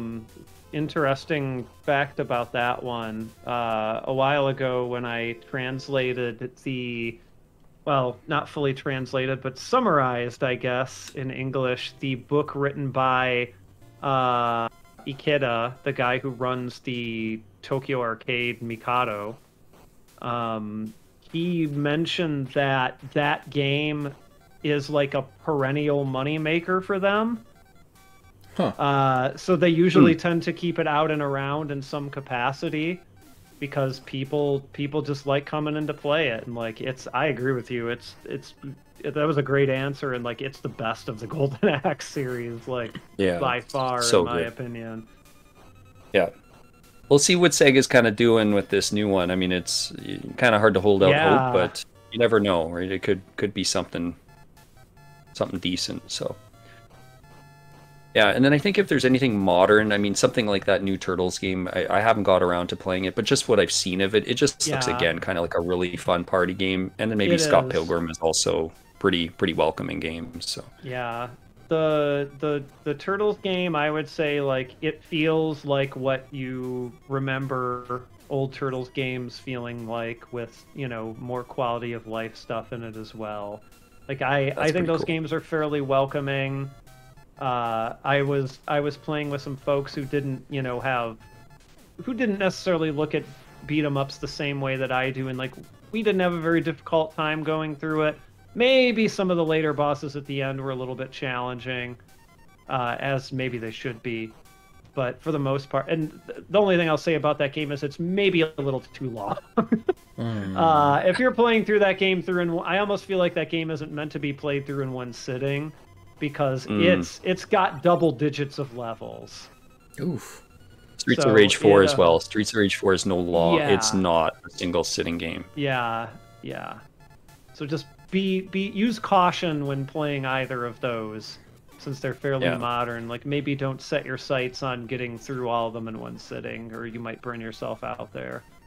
Yeah, for sure.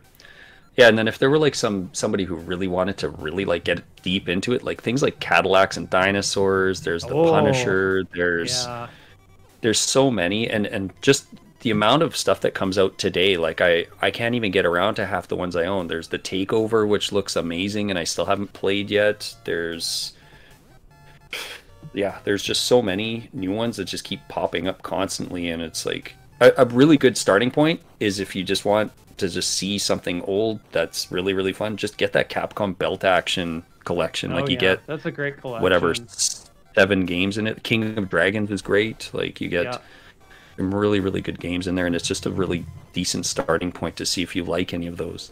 Yeah, Captain Commando is on there, which is another sort of interesting oddity, which not a lot of people name. The future of Metro City. Games like this, right? Yeah. Oh, one I didn't think of that's really new too. Mayhem Brawler is really good. That's kind of like Streets of Rage 4, and then Final Vendetta was really good too. Yeah, I've heard great things about Final Vendetta. Yeah, Final Vendetta is really good. It feels very much like a Neo Geo game, but in present day, like it's done well.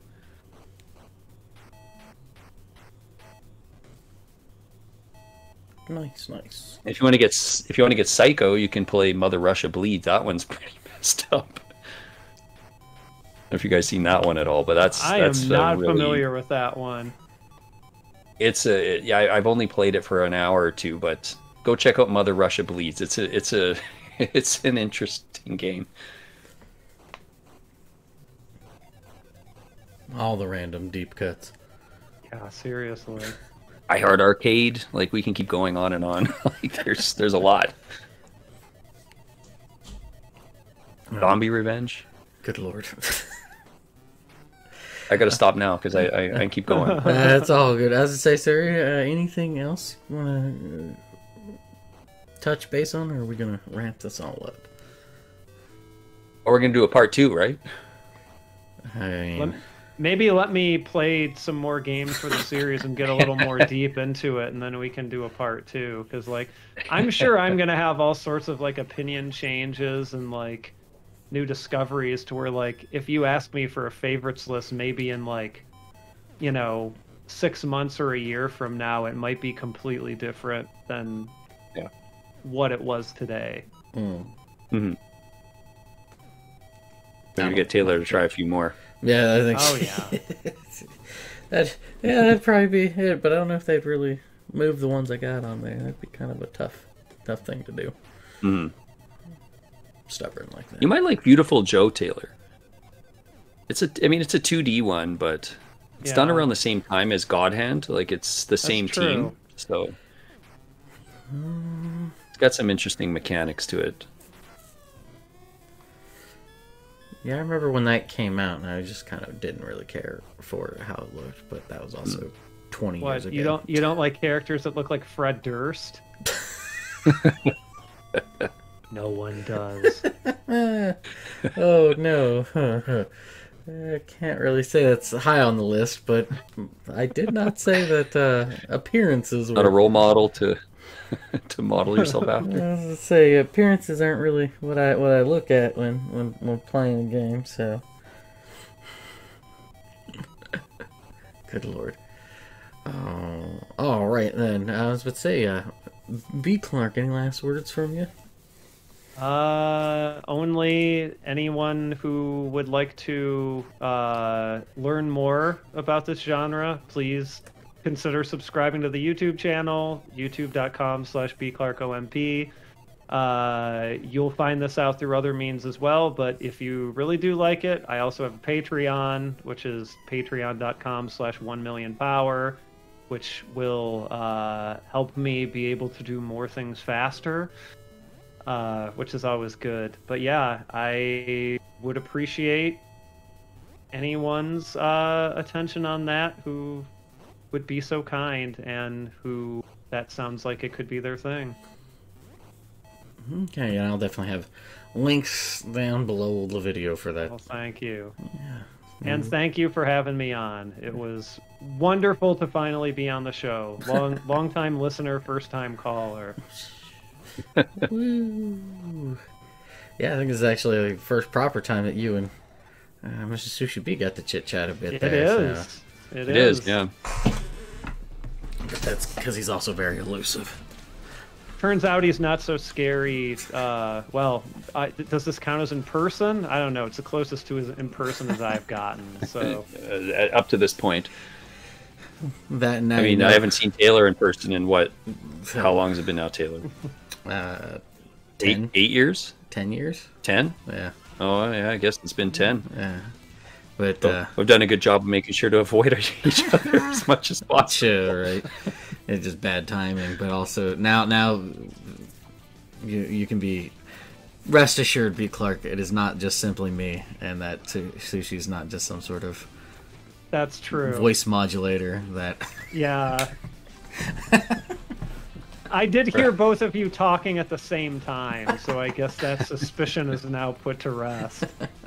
Well, unlike an episode that I lost, it actually could have been a voice modulator. So. Oh. the mysteries there. As I would say, anything else that you would like to add there, Sushi? No, like I said, it's really great to meet you, Mr. B. Clark, for the first time. Really, sort of, as you said, kind of quote unquote in person, and really good discussion. And it was nice to have you on. And Taylor, I think you did just fine. I know you were kind of like, I don't know, I'm going to contribute to this topic, but you did great.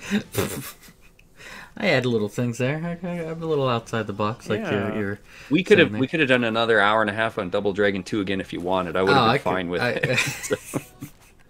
I just like that we promptly shut that door about my Dark Souls comment.